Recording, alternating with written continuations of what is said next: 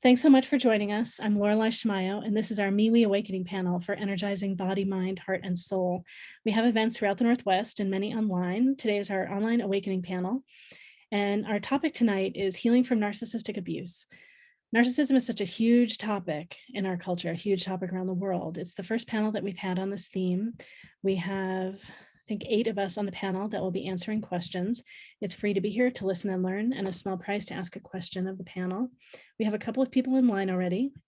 I'll be putting information in the chat on who's here answering questions today, how you can pay to ask a question. If you pay to ask a question, or if you've done that already, please let me know, and I'll make sure I get you in line. We do have a couple of people in line already.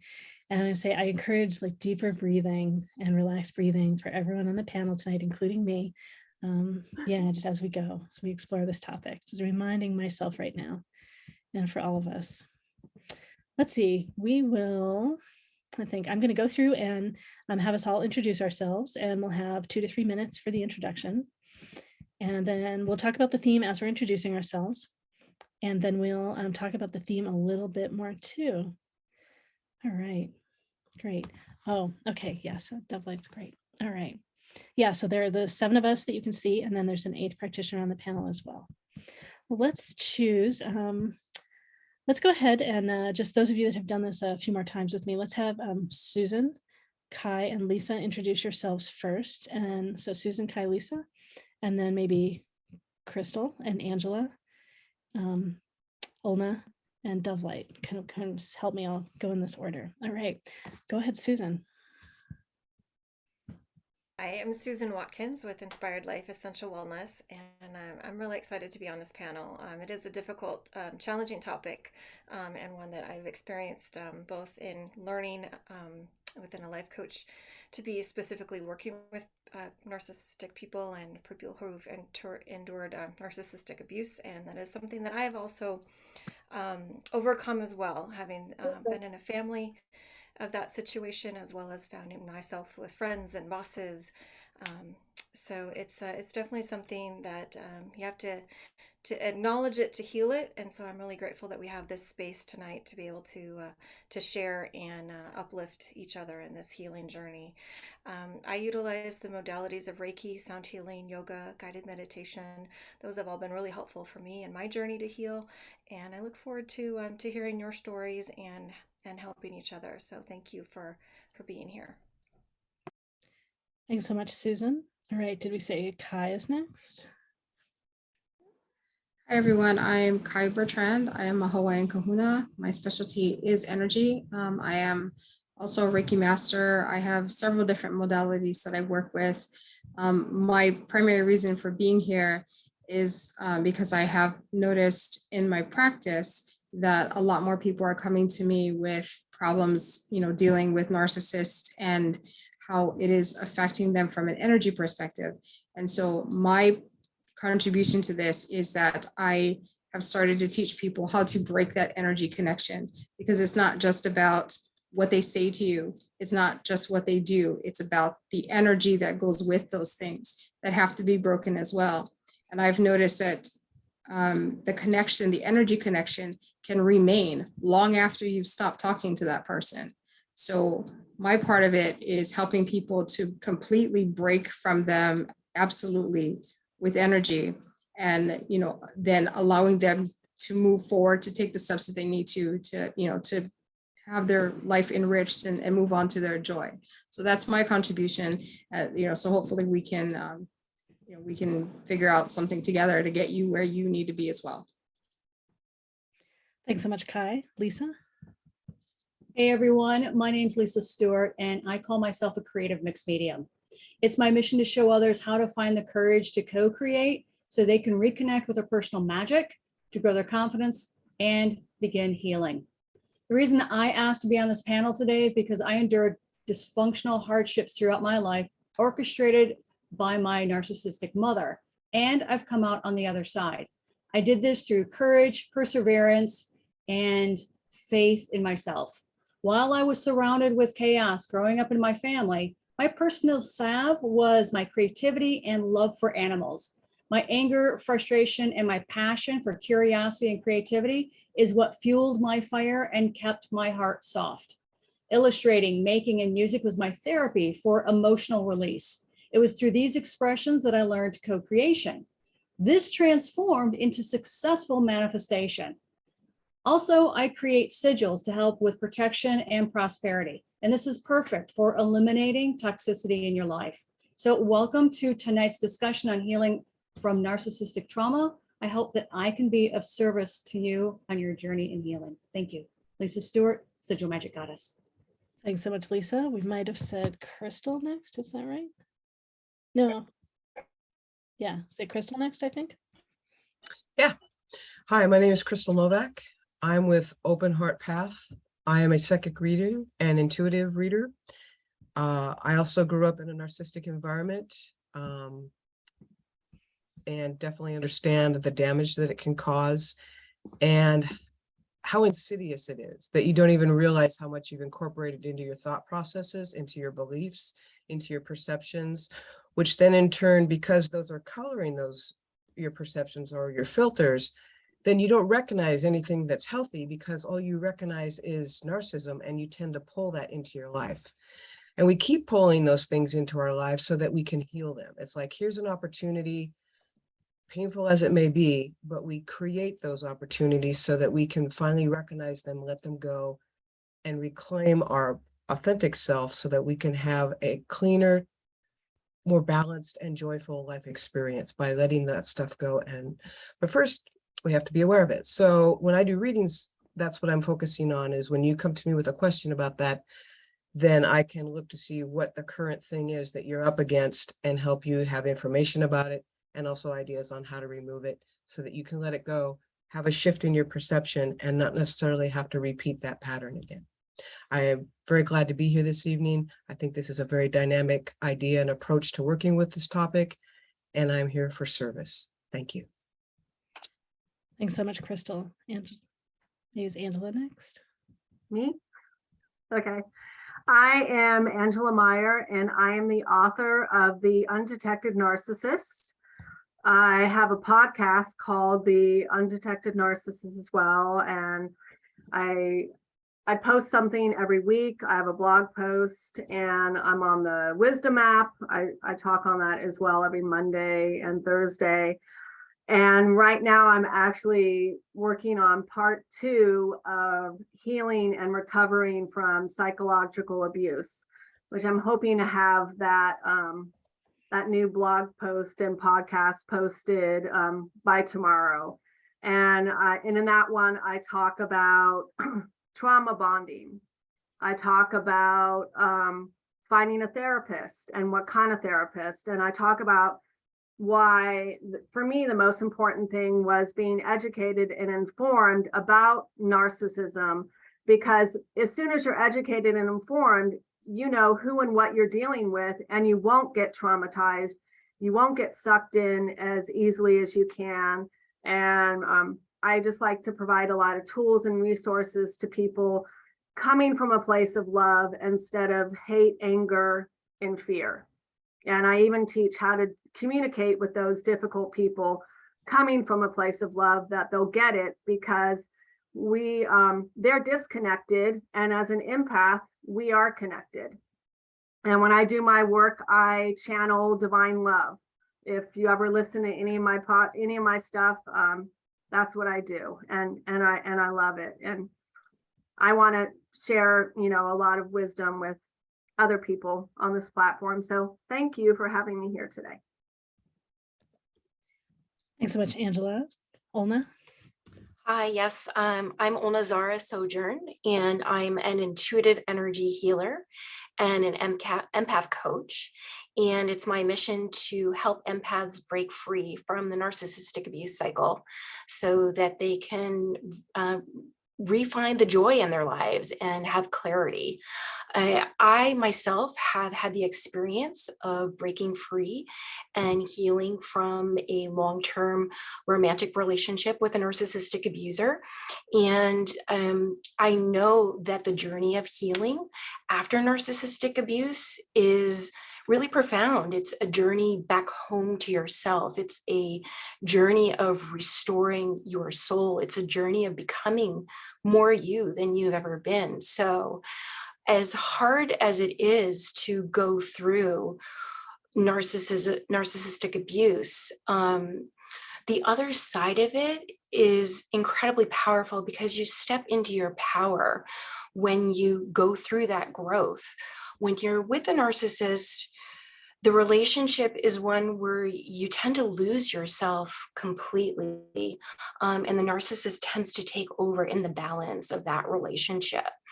And when you break free from that cycle of narcissistic abuse and you begin doing that deep inner healing work, and it is not just like Dark Night of the Soul, it's like Guinness Book of World Records, Dark Night of the Soul kind of stuff. I mean, it's so intense.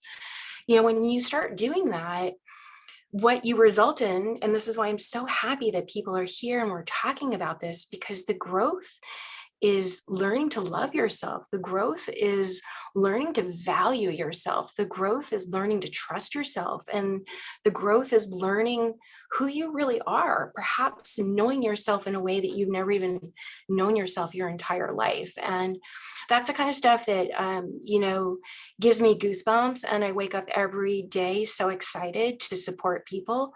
And I'm just really honored to be here and share what I know and what my gifts are to support you. So thank you for coming. Thanks so much, Olna. And Dove Light is next. Good evening, everybody. My honor and blessings to be in your presence. It's such an amazing time and an amazing topic to bring light. We live in a polarity world. We all have a beautiful side, an ugly side, a dark side, a fun side, a light side. We are humans. We're like a diamonds with different sides. But it is important to understand that in this lifetimes as gift, we are to be mastering love in balance. And one of the most profound things about being with the energy of narcissism, it's the balance. So you don't drain yourself too much. And I cannot not agree more than in a self-love journey, a journey about boundaries. And also, I'm very grateful to learn more from the other practitioners as well, because I come from relatives and directly who were narcissists. And one of the things that I learned about it is that you cannot change somebody who doesn't want to be changed. You cannot force that into healing. You might be the most beautiful healer, the most beautiful person, the most beautiful wise things, but if the person is not willing to take that, it is time to honor yourself and honor this person's journey, to release, to let go. And that's one of the little things about working with narcissists. There's so much things to bring awareness to it. But yes, definitely, it is very important to be educated about that. And in my case, I could say that if you understand what is a narcissist, you will be able to understand what is to love yourself enough to change your perspective if move forward in your life, especially if you have children, because you might let go of your relationship, but a kid, it's a kid, he cannot escape their parents. And unfortunately, by experience, I can tell you that it is very hard to live with somebody who you will never be enough, no matter what you do. And then you start integrating that of yourself. So I'm very grateful in order that we're living in this time so we can bring awareness. And I'm a soul oracle intuitive reading. I can bring some light onto why you're passing through this in a soul level. And I also do shamanic practices that can help you release some of the energies in the different bodies. I have a code called LIFE for 20% off. Thank you. Thanks so much, Dove Light. I think we got everyone doing an introduction so far, except for me. I am Laureli Shimayo. In addition to running the panel, I'm an intuitive eye reader. I read your eyes, read your soul, and answer questions about your soul, your purpose, your path. Some of the different traits that I see in people's eyes, everyone has lessons. Some of them have more challenges with behaviors that are similar to narcissism. Some of them can tend to be more narcissistic, and some of them can tend to be more empaths and at the effect of narcissism. We all can grow through these patterns. I also do body psychology work, call it body psychology coaching. Our body is giving us messages all the time. So I help people be more aware of the messages their body is sending them, help us be more aware so we can listen. and also be more aware of the messages that others are sending. Our body also gives us so many tools for doing equivalent of cutting cords and shifting patterns, helping us get grounded in ourselves, helping us calm and soothe fears and regain our power. So many different things. I personally have some journey with narcissism. I didn't realize until various people were showing up in my life and I was learning more about it, and finally was able to realize how much it was present in my family of origin. I was raised by my mother, father, and grandmother, and my grandmother must have been a narcissist. And my mother has complex patterns, some that might have had some narcissistic patterns, but mostly it was my grandmother. And so in my family, my father, of course, ignoring all this and the cycle in which all this plays out. Part of how I didn't see it as much in my grandmother is that she, as a way of punishing my mother further, it's my mother's mother, she celebrated me as a way of further pushing down my mother. So just how hard the journey was for my mother. And when I was in my 20s, my mother decided to leave this life in a body. And I'm sure it was so horrible growing up in her childhood, both she and her sister, who's also now passed. Clearly so much trauma that they experienced. I don't know all of what it is, that being part of it. Oh, and there's various people that have shown up in my life in various ways that I can see it and discern it in others and support others through it. Part of the journey is reclaiming our power, which a lot of people have already talked about in various forms, and then also how to discern it and see it and how we fall into those patterns later. One of the things I do in my work is hiring interviews. I have tricks for how to discern possible narcissism in people before they're hired. So all kinds of different ways that I work with people around this topic. My own vulnerabilities. I look at different teachers that I've studied with and how they've had some of the behaviors and how I'm able to see it faster and faster now. And this whole journey of setting boundaries and choosing to put my energy in another direction. I'm looking forward to exploring, talking about this all tonight. I have specials that are in the chat too. Might not post about myself as much as others. I'll get my info in there as well. So yeah, 8 of us here tonight answering your questions. We're really excited to be doing this together. We'll all be learning from each other, those of us on the panel as well. Yeah, so exciting. So I put the information in the chat for how to pay to ask a question. We've got 3 in line right now. I think 2 of the people are here, maybe not everybody. So yeah, we might not start at the front of the line. We've got Joy, Marcia, and Jennifer.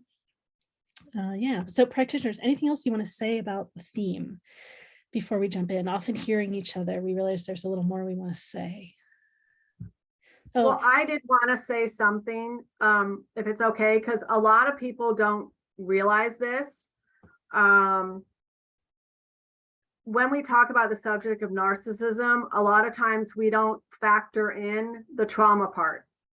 And that's why I really believe that if you're going to be educated in narcissism, you also need to be educated in trauma. And why that's so important is a survivor can become temporarily narcissistic. And I was myself. I literally was myself because I wanted people to leave me the hell alone. I wanted no one to talk to me. And it's like I had to set really firm boundaries. And sometimes I was stuck in anger. And it can take you a year or 2 for your brain to get back to normal because it just fries your circuits. And that's why I tell a lot of survivors that you need to take one day at a time. You will have your good days and you'll have your bad days. But the most important thing is you, because that narcissistic person moved on, but they're living rent-free in your mind still. And even if that narcissistic person dies, they can still live rent-free in your mind, wreaking havoc on you. And so you really got to make the choice of you matter more than them. You got to evict them. You got to let go the excuses, and you really got to heal. And yes, it is true that when I did the history about my family, it went back so many generations. My great grandmother was a narcissist, and she supposedly was so beautiful. She made my grandfather walk so many feet behind her because she didn't want anyone to know she had a child. So that made him narcissistic. Then my mom married a narcissistic man, and then I had a child with a covert narcissist, which is the most dangerous of all. And so it's just this family pattern of, that's what we're familiar with. That's what we grew up in. That was our environment. And being an empath, we are loving, nurturing people. We want help and support these people. But if you're not educated or informed about the narcissism or even trauma, you're going to be like, oh, yes, I can help you. I'll be your friend in this and that. And then you get sucked into all of their manipulation and control. And by the time you realize it, you have identity erosion and you lost yourself.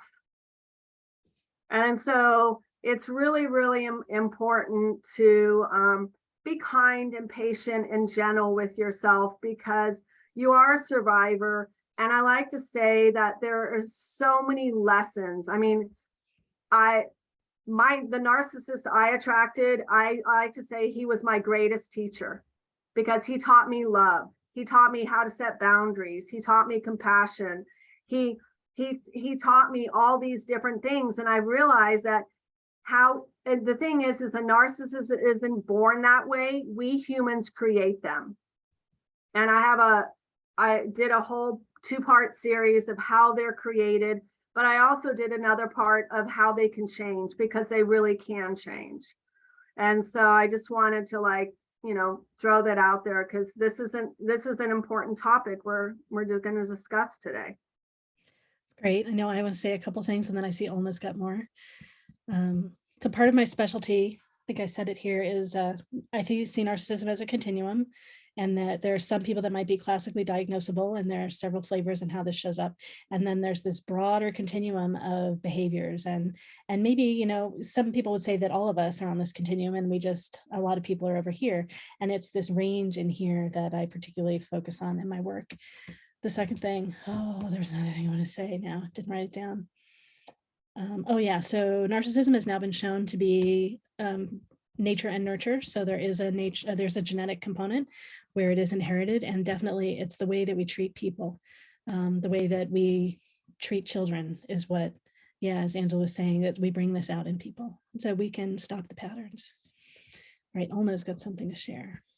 Oh, yeah, I think it's really important to come together in communities like this panel and other communities where people understand and have knowledge of narcissism and how the narcissistic abuse cycle works. Because oftentimes what can happen when you are trapped in that cycle, you don't realize that you're in it. And if the people that are around you also don't recognize narcissism for what it is and the cycle for what it is, even if they love you, they're not going to be a very valuable help to you, because oftentimes what you're going to start hearing is, well, why don't you just move on? You're being mistreated. Like, why don't you just leave? I would leave, and you may hear that from very well-meaning people. But what they don't understand, and I would also urge people too, if they're working with professional therapists and counselors, make sure you look for someone who is, as Angela mentioned, fluent in trauma, and also understands narcissistic abuse, because you're really going to want that kind of a person in your corner. Because you have things like cognitive dissonance, and you have things like the trauma bond, and all of these sort of things working underneath the surface that are not apparent to people who don't understand about the narcissistic abuse cycle. So I'm glad that you're here, and I would just encourage you to continue to find communities of people who have knowledge in this area as you are looking to make shifts and grow in your healing. Great, thanks, Olna. Crystal's got something to share.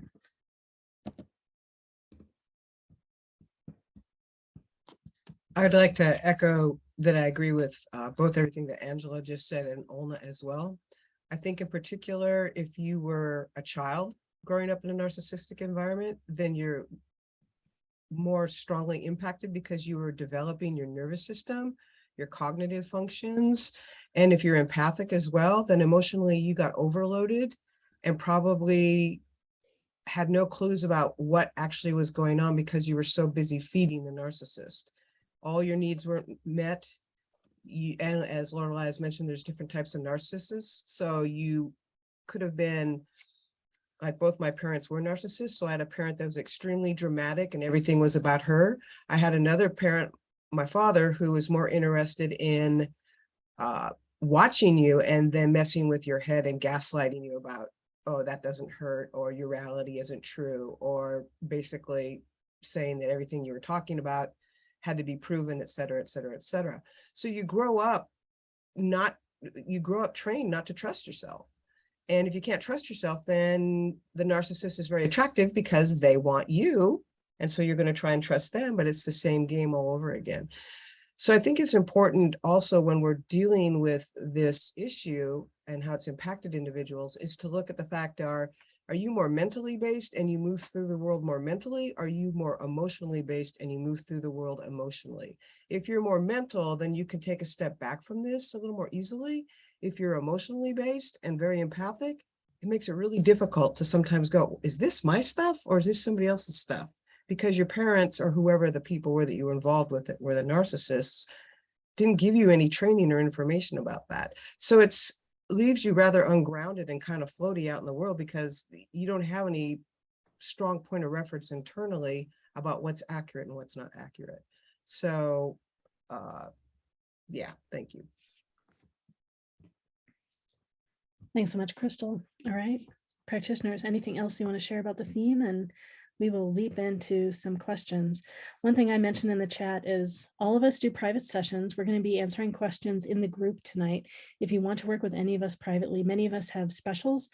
Practitioners, if you glance and see what I have about you in the chat, if there's anything I need to change, let me know. If I'm missing your special, please get it to me and I will get this in the chat.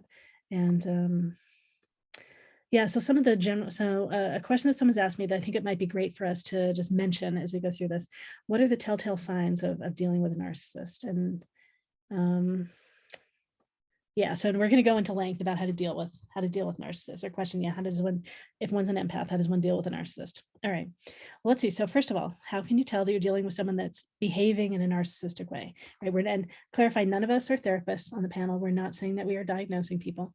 We are talking about behavior patterns that we're aware of, that we have learned, and we are sharing this as a form of education. I say for me, the classic thing that I'm looking for, and again, I'm looking in this continuum, is for someone that doesn't own their responsibility for something. They can't own their part. They generally never apologize, and if they apologize, it's hollow. It doesn't feel real. So the interview question that I ask everybody that I interview is, what is the time that you made a mistake or experienced a failure? What happened? What did you learn? And if you could do it over again, what would you change? The people that are on the narcissistic continuum, from my perspective, don't answer the question. They answer the question and immediately distract to something else. They answer the question and have it be a situation where they had no influence about what happened. Someone else made the decision or the circumstance determined what happened. They tell the story in a way that blames someone else. They tell a story that's something that's very old, that's irrelevant, that doesn't really give me a demonstration of who they are. They'll talk about something trivial. I always give people a second chance. I'm like, oh, what's another example? I might ask for something that's more recent. The people that have this tendency will avoid answering this question and they don't take responsibility. Being able to learn and grow is important. And I work for employers that want to hire people that can do that. So that's one way that I look for people that have that tendency. And this can be done on dates. We can talk about, on a first date, you can talk with someone about what you learn in past relationships, right? If you want to have deep, real conversations with people, talk about this stuff early on and see how the person answers. All right, we've got, I know Olna's ready. Go ahead, Olna. Yeah, how can we tell? So the question was how to tell if you're dealing with a narcissist or a possible narcissist. Yeah, it's part of it's about patterns, right? Observing patterns over time and seeing, how people respond and what their actions are, if their actions match their words. But in terms of red flags, and I'm going to speak specifically to the dating arena and personal relationships. If you meet someone and they seem like they are your perfect partner, like they are almost too good to be true, that's something to keep an eye on. The reason why is because narcissists, they're shapeshifters. They're really able to study you very masterfully and understand what it is that you are looking for in a partner. And then they change their persona to become that perfect person. And so when you're in that sort of initial getting to know one another phase of the relationship, it's like nothing goes wrong. Everything's perfect. They're your exact perfect mate that you have been looking for all of your life until they have you hooked. That's when it changes. So, I mean, it's unusual, right, to have someone who's just picture perfect. So when you do, that is definitely a red flag. For example, I'll share a personal story. One time I went out with someone that I had met through an online site, and they weren't that clever of a narcissist because you could tell like they almost had like a bullet point list, you know, and I've learned too about writing my profiles. And I think that's something Laureli helped me with. You know, they like kind of listed out proactively everything I said I was looking for over the course of the first date. And I was like, something just feels weird. Like, how can you possibly like all the same things that I do? And it felt weird. And that's another red flag for you. When you feel like, you know, you feel like those little goosebumps, you know, on your arm, the truth bumps, you have an instinct within you that something feels off. I'm going to stop there because there are a lot of red flags, but in the dating arena, that's one of the big ones right there. Too good to be true. Great, Angela. I did a 3-part podcast series and blog post about fear of dating another narcissist. And I found on Best Self, they have these cards that are amazing. I have them in my office now. So they have one for intimacy, one for relationships, one for dating. And the questions they have you ask are amazing. And what I suggest people do is you want to, if you find someone you meet and you think you know you're possibly interested, play that game with your inner circle friends, because they can see things you can't see, because you could be in the honeymoon phase. And some of the questions are so amazing. I wish I would have had them back then. But here's the important thing is Laureli was stressing on it is I discovered narcissistic people are not solution oriented. And so when she's asking that question, she's asking to see if they're solution oriented, and they're not. And that's where they will get stuck and they'll try to not take responsibility. And here's the thing, if you've ever seen me talk, and there is a thing on my blog posts where I talk about where their brain is they're all in survival brain, and their cortex is really small. It's like this small little triangle, and that's where the reasoning, rational thinking is. And that's why it's so difficult to communicate to them, because they can't come up with solutions. And for me, love bombing is the biggest. As you know, we were just talking about, it is the biggest. And then the other one is how they treat other people, like the wait staff, how they treat the wait staff, how they treat your friends, how they talk about people. If they're like always insulting them or cutting them down, or they have to appear superior over this other person, that's another clear sign for me that, hey, you know, this person is narcissistic, especially if you go out on a dinner date and they're rude to the wait staff. That's a clear sign you're not dealing with a genuine, you know, nice person. So those are some signs that I've noticed before. Great. And just when you were saying love bombing, I was doing up and downs, like they lift people up and then immediately squash them down, lift them up and squash them down. So the love bombing is part of the lifting up. Lisa. Hey, I concur with everyone here. It's one of those relationships that can leave you wondering if you're sane. When you walk away from a conversation and you go, what just happened? Right? So frustrating. So if ever you walk away from a conversation and you think that you're the crazy one, guess what? The narcissist is either the hero or the victim. They are never the perpetrator, ever. Another red flag is that, take a look at sports, for instance. If somebody doesn't win a game, it's like, it's a tough day. But if they win a game, they're even worse.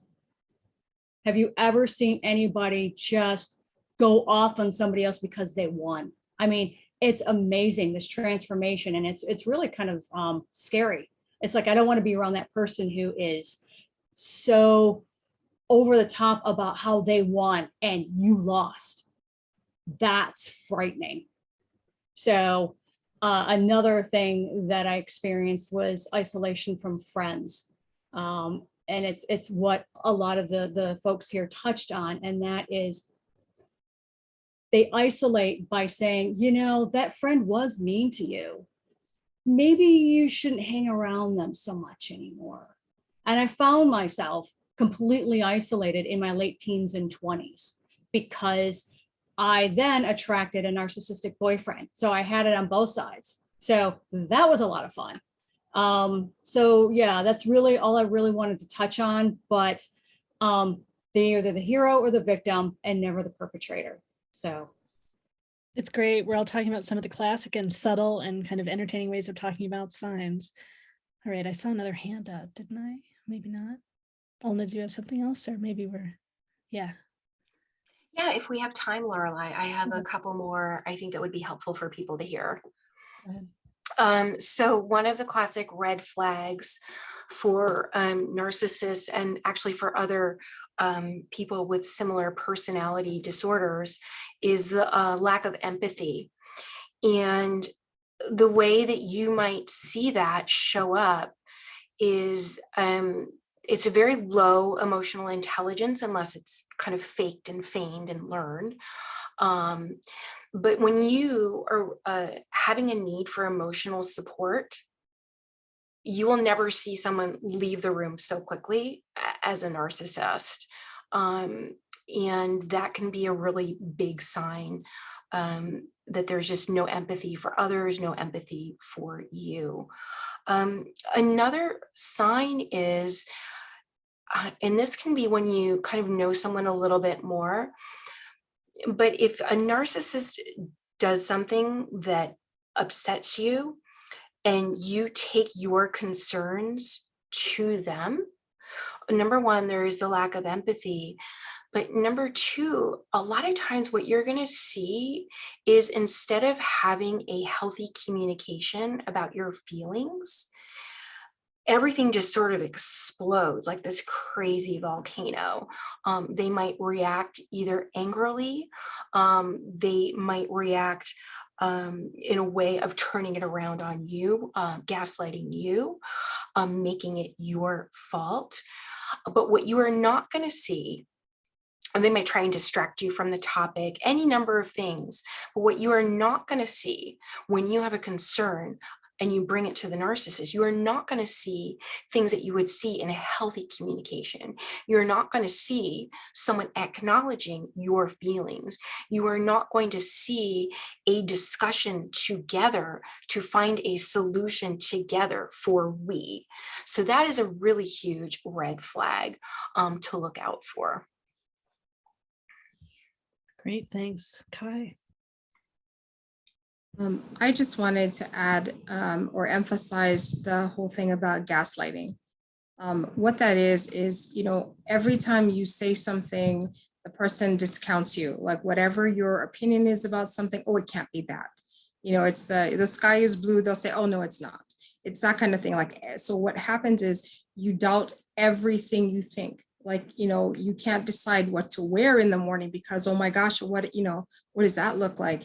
Everything you do, everything you eat, everything you say, everything you drink becomes like this agonizing decision, because what is this person going to say if I do this or I don't do that?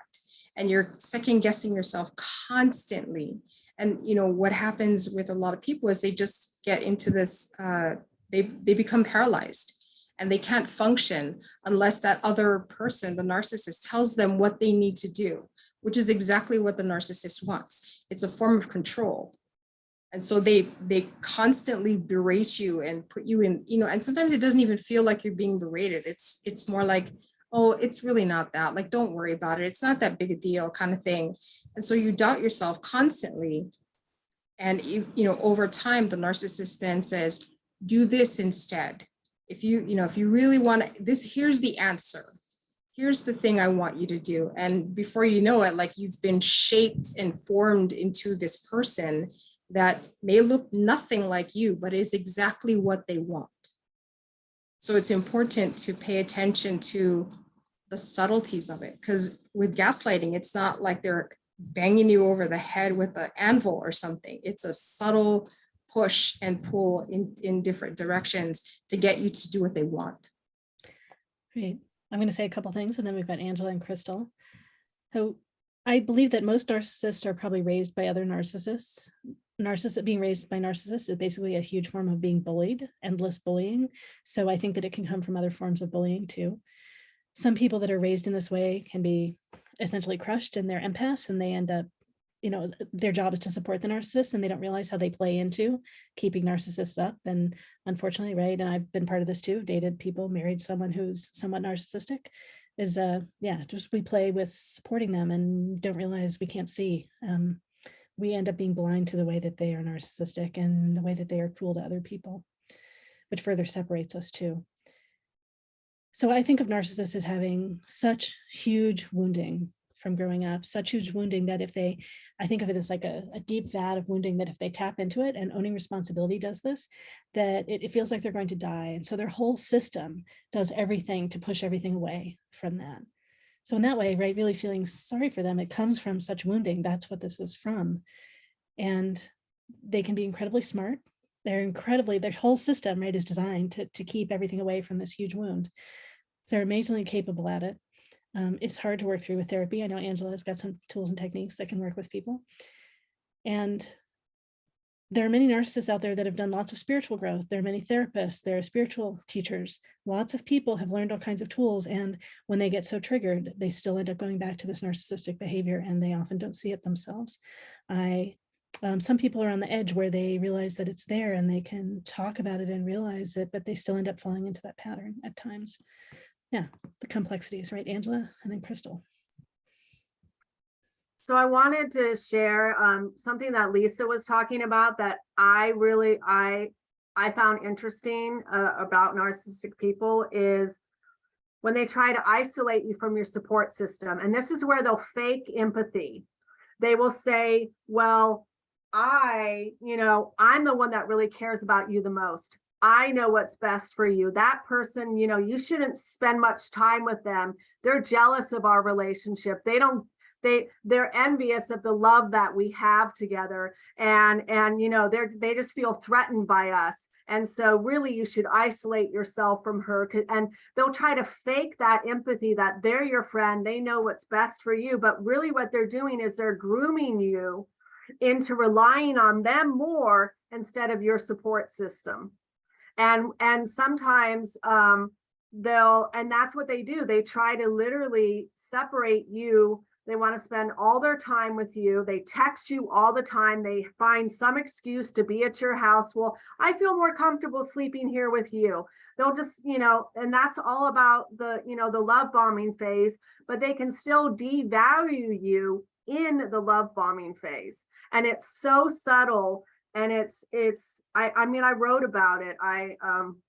There's just like so much information that I've got, but that was the biggest thing that I noticed is they can fake that empathy that, oh, I'm here for you, I'm your friend and all of that, when really it's just their way of separating you from the people that really do care about you. Thanks, Angela. Crystal. Kind of piggybacking on what Kai was saying, insofar as if you stay with a narcissist long enough, they literally strip you of all your identity, and you have to start becoming reliant on everything they say, because otherwise you get attacked. So now you are totally have lost who you are, and they have taken over the entire relationship. And this often can also end in domestic violence or domestic abuse. And as the other part about the isolation part of it, it strips you from family and friends. And then we wonder, well, how come you don't leave that relationship? And it's like, you're paralyzed. You're almost hypnotized in a way, or programmed. You can't. There's so much by then that you have to question and overthrow that it's, and then they're in your face about it. It's really difficult to just get out. So I would just encourage, especially anyone who's here attending this evening, if you're in the process of healing from narcissism with the other person, give yourself time and patience and compassion. Don't beat yourself up because you fell for it. You probably had a really honest heart and you really were trying to be a caring person and you were trying to do something positive. You just got involved with a narcissist who took that little inch and ran like 200 miles and you really got strung along for it. The other thing is when you do break up with them, it's not uncommon for them to call you like a week or two later, crying on the phone saying, oh my God, I miss you so much. You were the best thing that ever happened to me. Please come back. I promise it's all going to be different. And they'll woo you over the phone or however other way they're getting back to you to try and pull you back into their orbit. So it's a really insidious thing to try and detach yourself from and be able to back away and pull away from. So again, anyone that's here, if you're struggling with that, this whole panel is validating your experience. We are all witnessing and seeing that, yes, you are dealing with that, and it's really a hard thing to tackle and do. So I just wanted to put that out there for everybody. Thank you. And like all trauma that we experience as children, because our need is to get love as children, we end up hardwiring in our brains that trauma, that kind of behavior, that kind of treatment and love. And that's part of why we end up choosing it as adults in relationships. And that's part of why it's so hard to unwind. We have to learn that that's not love and to learn a new way of love. That's, yeah. And it's possible. It is possible. I know, let's see, we're going to move to our questions. And participant was raising a hand. Please, if you'd like to ask a question of the panel, if it's a general question, feel free to put it in the chat. I'll notice it. We might be able to say something about it. And if you want to ask a specific question for you, please. So if you want to ask a specific question for you, please, we request that you pay first. The information on how to pay is in the chat. And then let me know that you paid, how you paid, and I'll put you in line. All right, great. So we have 5 people in line that I know of at the moment, and I'm open to who goes first. We're just starting, so I know the first person in line just arrived, and you can go first. You don't have to go first. We've got Joy, Marcia, Jennifer, Sage, and River in line at the moment that I know of. If you have also paid to ask a question and I haven't called on you, please let me know. Yeah, so probably Joy or Marcia or Jennifer, whoever wants to come up first. I'm checking to see if anyone else. Actually, if I could think about my question a little bit, that would be great. Yeah, that's fine. I know you got on a little late. So Marcia, Jennifer, is one of you ready? We'll bring you up here on Spotlight if you're willing. Excuse me. I can go, Laureli, if you'd like. Okay, can great. You hear me okay? We can. Can you turn on your video? I'll bring you up on Spotlight, but you don't have to do that if you don't want to. Okay. Yeah, okay, gosh. Clearly, I'm not ready to be on camera tonight, but my question was that I am a healer myself. I've done a lot of healing around this, generational healing as well as personal healing, and I also do past lives. But I just ran into it in the last few days a few more times, and I was wondering if y'all could look into whether or not I've cleared most of it. I mean, I don't think we ever get rid of it all, but cleared enough so that I can move forward again. And do you mean you ran into it and that you saw more ways that you were getting caught in the behavior with someone, or? I saw more ways that I was affected personally, more blocks that I have because of narcissism in my life. So, but chances are, I'm sorry. Chances are it came up because you realized you were tempted to participate in some way, or you saw someone else. There's some reason why it came up. Well, it might have been triggered by something like that. Yeah. Yeah, and great. And Olna's ready, so Olna can jump in. But Okay. yeah, that's my wondering. We can't hear you. You're muted still. Sorry about that. And I might have a little more to add as the discussion unfolds. So I'll take some notes, Marcia, and maybe we can come back to me if there's time. But my first initial from the intuitive side is I think where your area of opportunity for the healing work that you're doing, I sense it in your first chakra on the right side. So the masculine side, that is where I would recommend to you to focus any healing work that you do.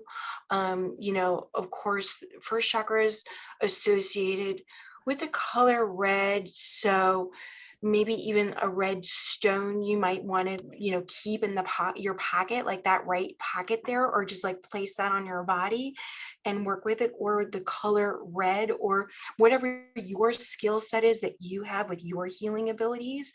That would be the first place, if I were in your shoes, where I would focus, because that's where I sense energetically is your opportunity. Also, bringing in peppermint will be, for clarity. That's what it's coming for. So I'm receiving information from spirit that I'm sharing with you around healing, which you understand, of course.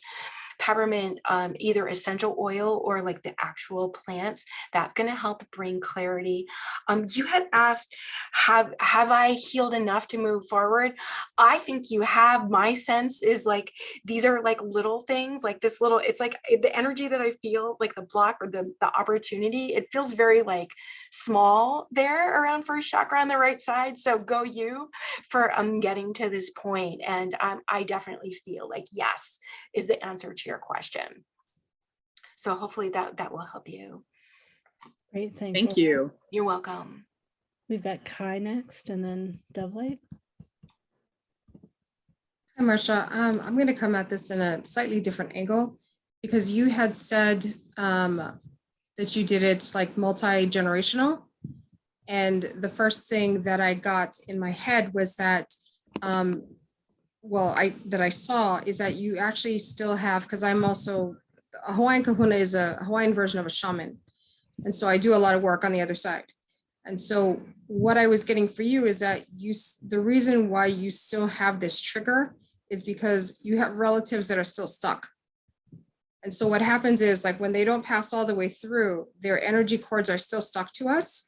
And so even though you did do a lot of work and there's a lot that have passed over, so a lot of those things have been broken, but that connection is still there and still triggered because there's still energy cords going on. In fact, I see 2 of them. So I would suggest, my suggestion is that if you do this kind of work, multi-generational, like, focus your intent to find those 2 individuals that still have those tendencies, that are stuck in between the worlds, and help them to cross over. And once they do, that will help, like, get rid of your triggers, like, that are intergenerational. And then all you'll have to do is just deal with the stuff that's current. Does that make sense? Yeah, absolutely. And that's something I hadn't thought of. So thank you. Great, thanks. We've got Dovelight, and then Crystal, and then Lisa. Dovelight. Yeah, the oracle cards. Yeah, when I hear the vibration of your voice, it was like a big yes, you are ready to move forward. You are here. You're a vibrational match for clarity, for awareness. This is very important for you. So please keep trusting yourself. I have humor. I choose to focus on the lighter side of life. And I got the Emperor, which is telling me there is still this lingering energy of worry.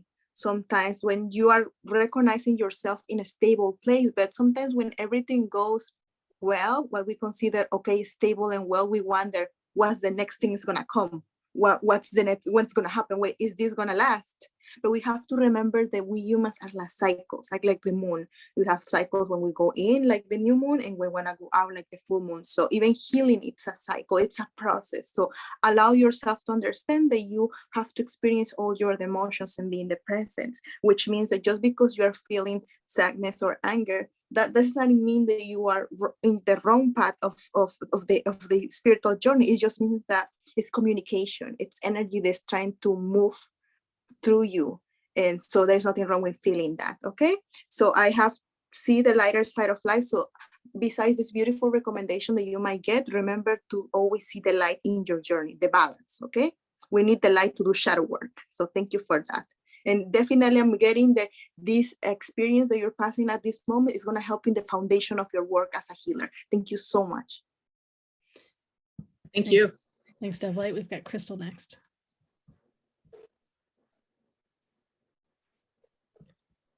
Yo, Crystal, let's get you unmuted. Yep, have to unmute myself. Hi. So what I'm seeing is you have an aspect of yourself that's kind of standing back behind you, behind your shoulder. And it's like your business manager. And the business manager is like, no nonsense, straight up, no bullshit. This is what I'm doing. And that's the projection you kind of take out with you in the world. And when you're running from that place, I see like if you want to call it the narcissism bombs that come at you, they are attacking that persona. They're like saying, oh, you are just so cold, or you are just so unavailable, or you like you're a bitch because you won't blah, blah, blah. And so you're getting a lot of shade thrown at you from that aspect that's present in front doing its job. So what I would want to say is sometimes it feels like it's a little unconscious, like you kind of just let them drive the car for a while you're taking care of other stuff. And I would just encourage you to maybe build a greater rapport with that part so that you can have that part knows you're supporting it and that you're more conscious of what that part's doing. And that will reduce the target, if you will, for some of the stuff you're pulling in. And I would just also like to echo what everybody else is saying. You have done a tremendous amount of healing work and it really shows. So thank you. Thank you. Great, thanks. Lisa's next. Hey, Marcia, good evening. How are you? Hey, good. Thank you. Awesome. Okay. So coming at it from a little bit a different angle, there's something interesting about dogs in that they shake off stress or overstimulation after playtime with other dogs, or if they get traumatized by something, they shake. So if you've ever seen a dog run, and then finally stop, it's because he knows that he needs to release the stress from his muscles and his tense emotions. And what I have found through my experience, through being triggered and things like that, is that I do something very similar. And that is, I might go take a brisk walk, like speed walking, just for like 5 minutes, just to release all of that. If I don't have time to get into the flow and start making, because I think I mentioned earlier, wasn't sure if you were here, I'm a big proponent of making. And for me, making is about the release of the tension that comes out of my arms onto the piano, or making an object, or whatever that is. That object then it gets imbued with all of my emotions, and it's a very healthy release. And so what I might ask you is, do you find yourself, whenever you get triggered, do you find that you're able to do that like immediately, like to release the emotion, the flood of anxiety and anger and frustration that you're feeling? Have you tried anything like that? Yeah, I do. I make wands, like shamanic tool wands. Cool. So that's one of the things that when I'm carving, I can get that stuff released. If I'm at work, it's a little harder, but I do, like, I will go places and scream, or I'll go out and hug a tree, or this last one, I think I didn't have a whole lot of time. So I stood in the kitchen of the office and just ran my arms under the water and envisioned all that letting go. Yeah, that's great. I should have asked before I launched into my little lecture. But yeah, I mean, anything that you can do, if you find that you're feeling triggered, do what you can to release that out of your body, and then maybe write down what triggered you and why you think that happened, because then that will start to release and kind of deconstruct what's happened. Earlier this summer, I got triggered by a colleague in a professional organization. And I'm like, wow, okay. And that's what I had to do. Ultimately, I had to leave the organization, which is unfortunate, but that was my choice because that was my health. So I hope that helps. Yes, it does. Thank you. Best of luck. Thank you. Right. And maybe if you can see, okay, let's see, close that off. Sorry, everyone, just we might get some bombing during this panel. Yeah, just watching. So if you can discern, going backwards, if it's easy enough, what the prompt was that had you wonder about this, that might really be helpful, because it might give you, and you're touching yourself right there right now. So this is connected to communication and anger. And so the feedback I was going to give you is that you probably still have some lessons with healthy anger, with clearly saying yes and no. And so chances are your body right then, you was just remembering what the situation was, and it was something with yes and no. It may be something you saw. It might not have directly impacted you, but if you can go back and sort out what that is, it'll just help you get more clear of the edges where you're just not quite as aware and where something could sneak in. It doesn't mean you're not ready for whatever's next in front of you. It's just some of your, learning edges. We all have learning edges. Right? Yeah. That makes sense. Thank you. And just practicing yes and no in various contexts. Is it easy for you, for someone that you feel really comfortable and easy with in your life, to ask them to go get you a glass of water, and then to ask them to give you even colder water, or to change the amount of water in the glass? Play with it with someone that's really comfortable with letting you play with this, where you can really own that you're worthy, right? And that you, right, ask for what you want. Have them aim to take something away, like have them ask you for money and say no. So practice these things with someone that's safe, so you feel more ease in your body doing these things. Okay, thank you. Does that make sense, that those are kinds of things that would be helpful to practice? Yes, absolutely. Because I have a real hard time saying no or asking for what I want. You're right. And that's where, when it's not safe as a kid, right? Because we need to not get bad attention. We need to get our needs met. We learn to not say what we need and to not say no. And so it's relearning that. Yeah, so start with people where it's really safe, and start with something really, really small, and just let it grow what you're asking for or saying no to as you feel more comfortable. Cool. I will. Great. Olna's got a little bit more. Go ahead. Yeah, and I just wanted to share briefly what you were saying, Laureli, to you, Marcia, about the yes and no and practicing with safe people.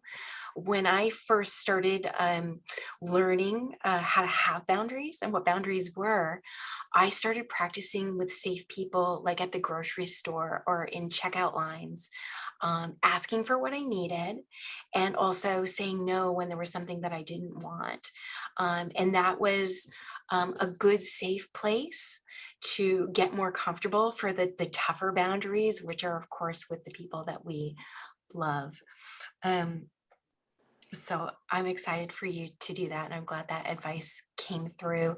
Just one last thing that I wanted to share, and I always kind of giggle because Spirit seems to just give really like practical, specific things like, do this, do this, do this when people ask questions, because you got the stone before and the peppermint before, and, heal in this area before.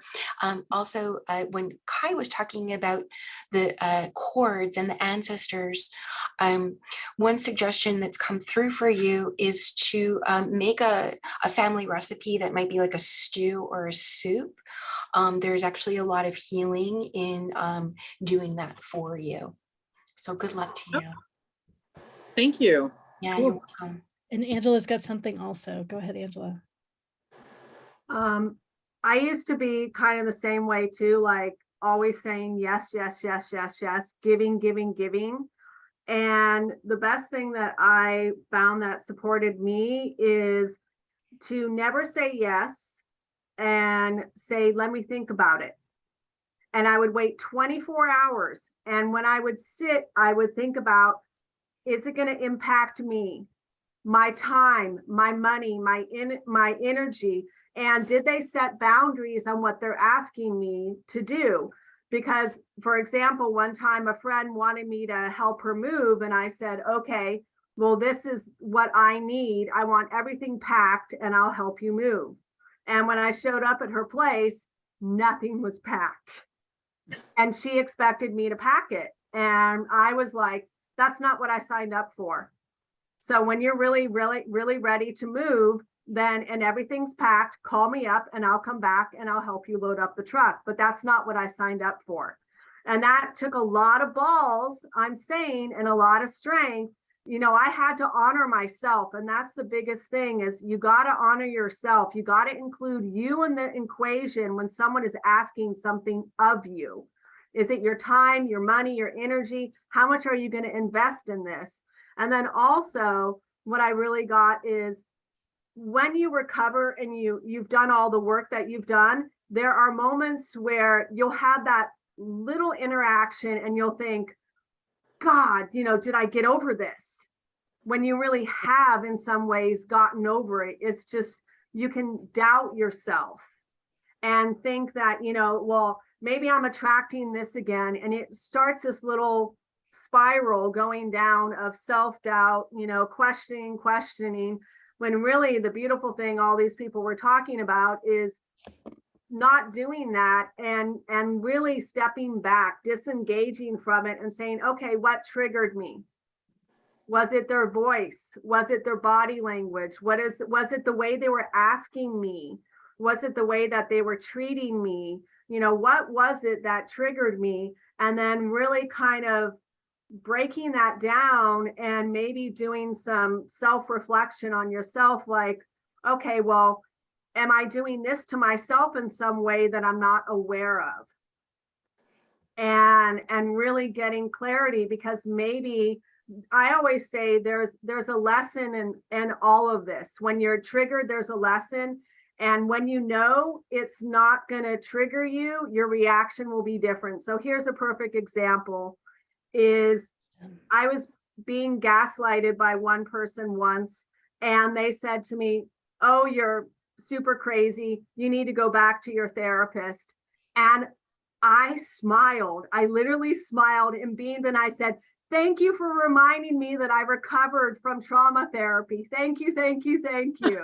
And it's not what they expected. They expected me to just like lose it and be pissed off at them. But I was like, thank you. That's a gift you gave me. You know, I totally spun it around. And, you know, and I was laughing and smiling when I walked away. And so there's these beautiful moments you'll get when you run into them. And don't be afraid, because they're everywhere. I mean, really, they're everywhere. Okay, so I see her little gem. I don't know what that means, but I will mute myself. Sorry, yeah. Me neither, but 2.5 minutes each. So yeah, thanks so much for closing up.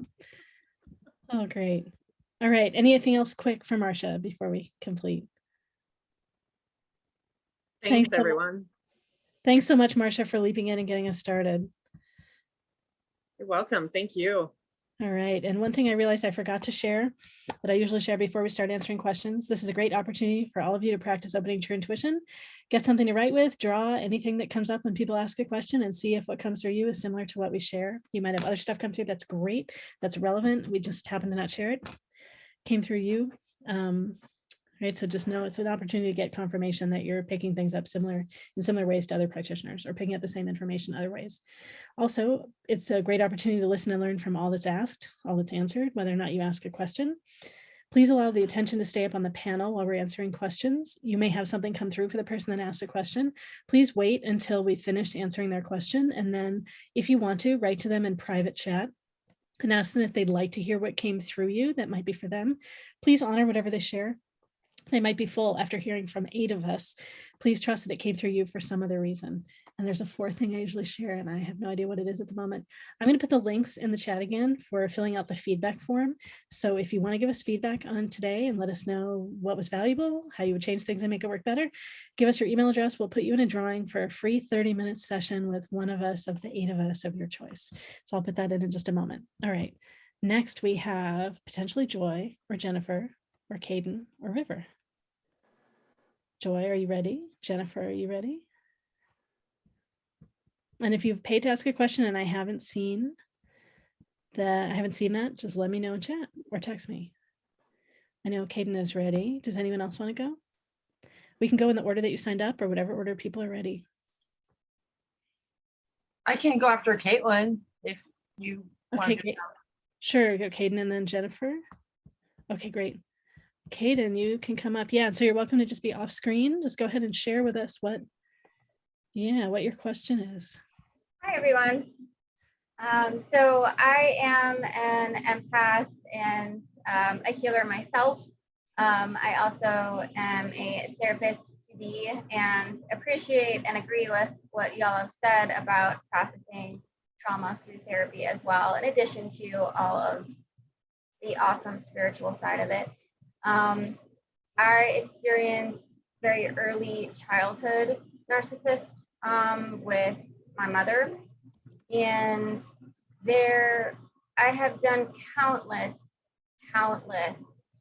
tries of cord cuttings, of different therapy modalities, different coaching modalities, going no contact, and there's still some hole, there's still something there, and I don't know why or how to continue getting rid of it. I've worked with other amazing practitioners, some that have been on panels before, some, friends. Like, I've worked with so many amazing people that, have peeled back some of the layers, but there is still this hole that, I just am still fearful and still angry. And I know that that is a problem. So open to any advice, and thank you. Great, thanks so much for your question. I'll just jump in. So I appreciate that you feel angry. I hear you feel scared. I appreciate you feel angry. So a couple of quick antidotes and ways of being with this. So for feeling scared, one thing that everybody can do in your body is crouch like a sumo wrestler. And just whenever you notice you feel scared about it in particular, crouch and get into the lower part of your body. It'll help you be more in the moment and not fearful about what might happen in the future. Second thing is I differentiate between anger and aggression. Aggression is take someone else down as a form of fear. I don't expect that you're feeling that. It sounds like you're feeling really healthy. Anger, rage for people violating your boundaries. I think it's important that we be able to express anger. So you probably have a bunch of it stored too. Say, often in these experiences, we blame a bad parent and we don't recognize that the other parent that may have been an empath and may have also been at the effect of the narcissist, that the healing process often requires feeling anger towards them. It doesn't mean we have to express it to them, but recognizing that they played a part in our trauma. And so being able to say, no, that was not okay. And it may have to come out really big until we learn to until like the big waves first get it out and the waves get smaller and it gets easier to say, no, that was not okay. I deserve better. I needed you to notice me. I needed you to notice what I needed. I need you to take care of me. I was the child, you were the parent. So often things like that is part of the healing. In terms of feeling healthy anger, and I'm just going to grab my scarf, even though I wish I had a towel here at the moment. So there are a few things that everybody can do. So a great way to feel anger, and it's just feel it in your body in private and to be able to express it too. Oh yeah, one thing I mentioned this in the panel yesterday is lion's pose. So I often do this in the shower. So it's so important that you hold your throat open when you do this, so you don't hurt your vocal cords. And then also throat open. If you get a big bath towel, fold it in half and grab the two corners and twist. And so you want to twist it up tight, again, your shoulders, and twist while you also hold your throat open. Doesn't have to be your tongue. And then there's another one, and I'm timing myself. I'm going super fast. Everyone get a thin washcloth. So it's a thick bath towel and then a thin washcloth, and twist and hold it in your teeth and back so you're not on your front teeth, and you're going to pull forward and do the same kind of vocalization. So you want to be thinking about the kinds of situations that you feel angry about. And this is a great way to express it. The shoulders and the jaw are places where we store anger. And so this will probably help you feel a lot of relief and help you feel safer feeling your anger. And it will help the fear of like big waves too, to become smaller and smaller waves. And you'll feel safer feeling angry. So thanks so much. I hope that's useful for everybody. And thanks for the question. All right. We've got Olna and Dovelight, and then Kai. Yeah. Hi, Kaden, and thank you for the question. I took some notes on what came through spirit for you around this, and I think it'll be helpful for you as well as some other people who are listening today.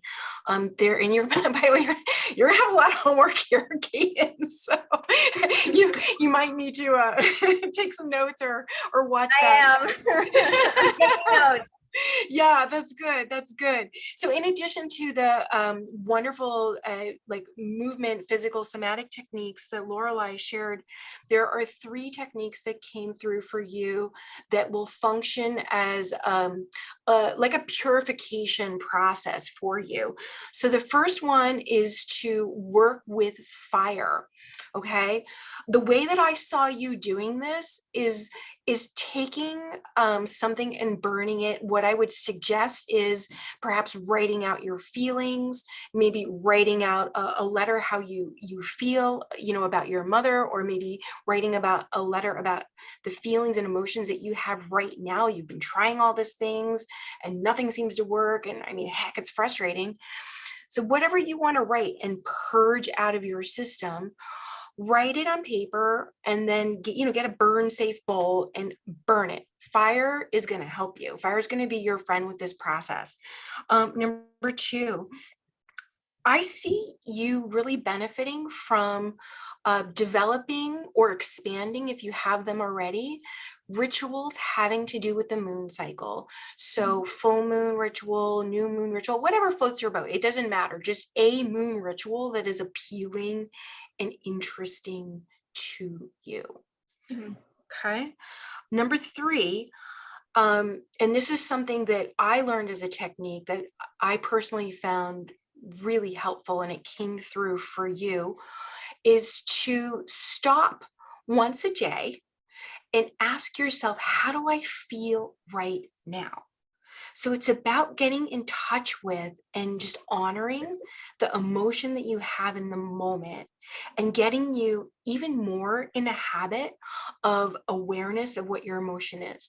Now, what I recommend to you is put a little calendar reminder in your phone. Just do a recurring reminder. I did mine for 1 p.m. every single day. It would pop up.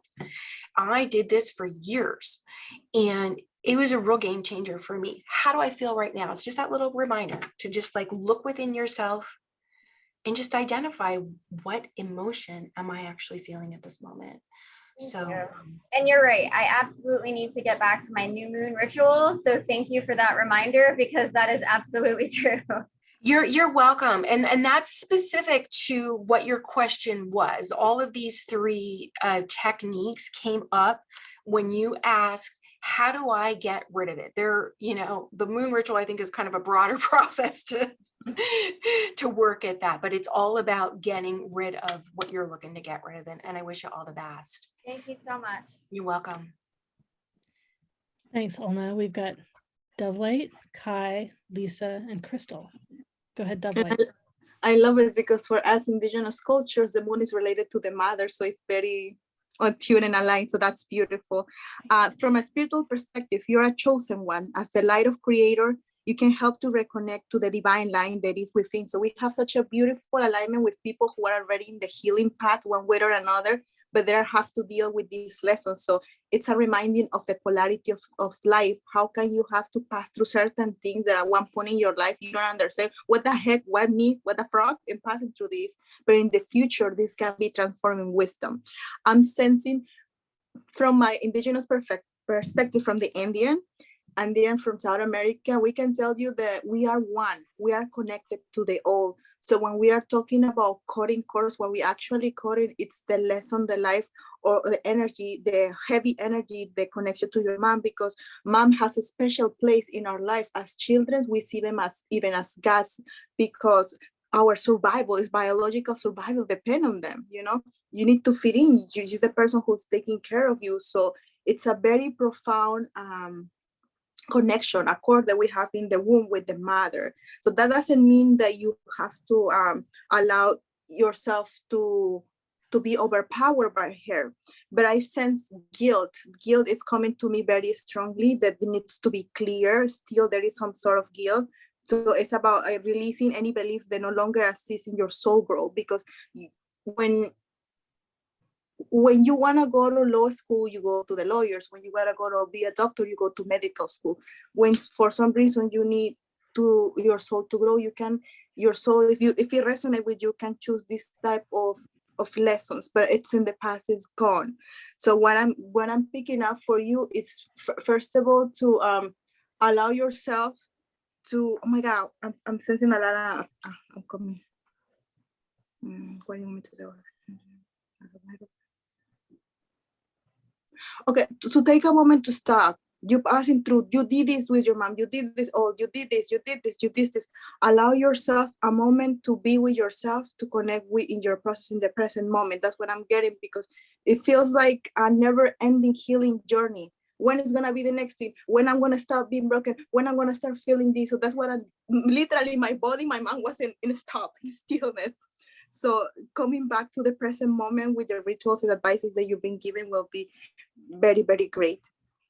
And I'm getting overwhelmed right now. I'm literally physically getting overwhelmed in my chest and in my throat. So again, I'm feeling guilt that wants to come out of it. So, but it's very important for you to understand that you come from your mother. She's from your lineage, from ancestral lineage, but you are not your mother. And that's the gift. That's the gift, okay? And definitely, forgiveness, it's at hand. When I learned about my own mom's traumatic upbringings, I was able to understand and forgive her, but that doesn't mean that I was to denying the pain. So please do not feel any guilt for denying the pain or for even wanting to scream. I wanted to have a mother. I wanted to be nurtured. I wanted to be taken care of. Okay, now I'm going to stop, but I thank you so much. And I hope I make myself clear. I just got overwhelmed with the energy field. Thank you.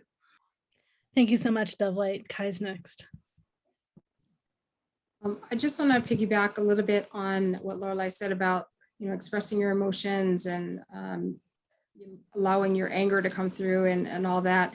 Sometimes what happens, because I've run across this before with other healers, and they think, well, I can't, it's hard for me to express these things because I don't want that energy to, be projected out into the, and so what I always suggest is, if you know how to build a shield around yourself and make it so that you can, while you're inside, you can just blow out whatever you need to, and it will actually hit the insides of the shield and see it sliding down and hitting and going out a drain at the bottom that goes directly to the earth.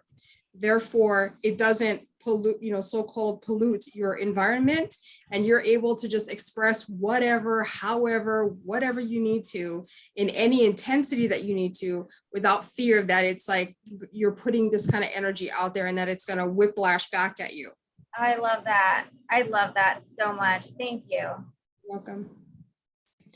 Thanks so much, Kai. We've got Lisa next. Hey, Caden. I know how you feel. That anger, it doesn't go away. It does subdue a little bit over time. What I got a couple of intuitive hits for you, and that is, do you practice the martial arts at all? My partner does. Okay.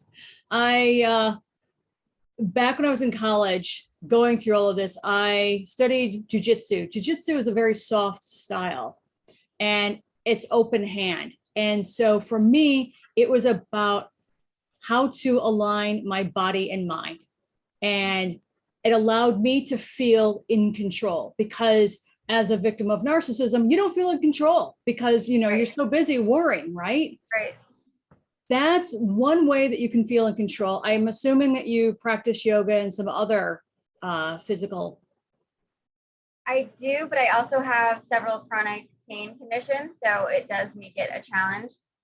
Okay. So jiu-jitsu is always something I've been interested in, though. So it's a really good push to do like a gentle, like guided one on YouTube or something, because I have been interested in it, and so is my partner. So it is a good, really, really good idea, because I love that. I do need that mind-body connection more. You'll love jujitsu because in the beginning you will need a partner. And so you can go through like the first 10 or 12 techniques together, and it will really ground you and really make you feel in control. Another thing I got for you was some kind of music, like drumming or dancing. And I don't know how much of that you can do, but the drumming, some kind of instrument that allows you to use your hands, and not a wind instrument like a trumpet or a clarinet or anything like that, but some kind of drumming where you can really feel primal and let that anger out. And when I think it was Olna who said about the fire, suddenly they both connected. And I'm like, if you're drumming around a fire, there's nothing more primal and raw and wonderful about that. I'm laughing because my partner built a fire pit in the backyard, and we love having fires, and that is so perfect. There you go. And another hit I got was maybe dancing if you can. So if you can dance around the fire pit and you can scream and you can sing, just let it out. It'll be so cathartic for you. I do love to dance. That is my fire. It does hurt me, but it is my passion. I love it so much. So yeah, I will.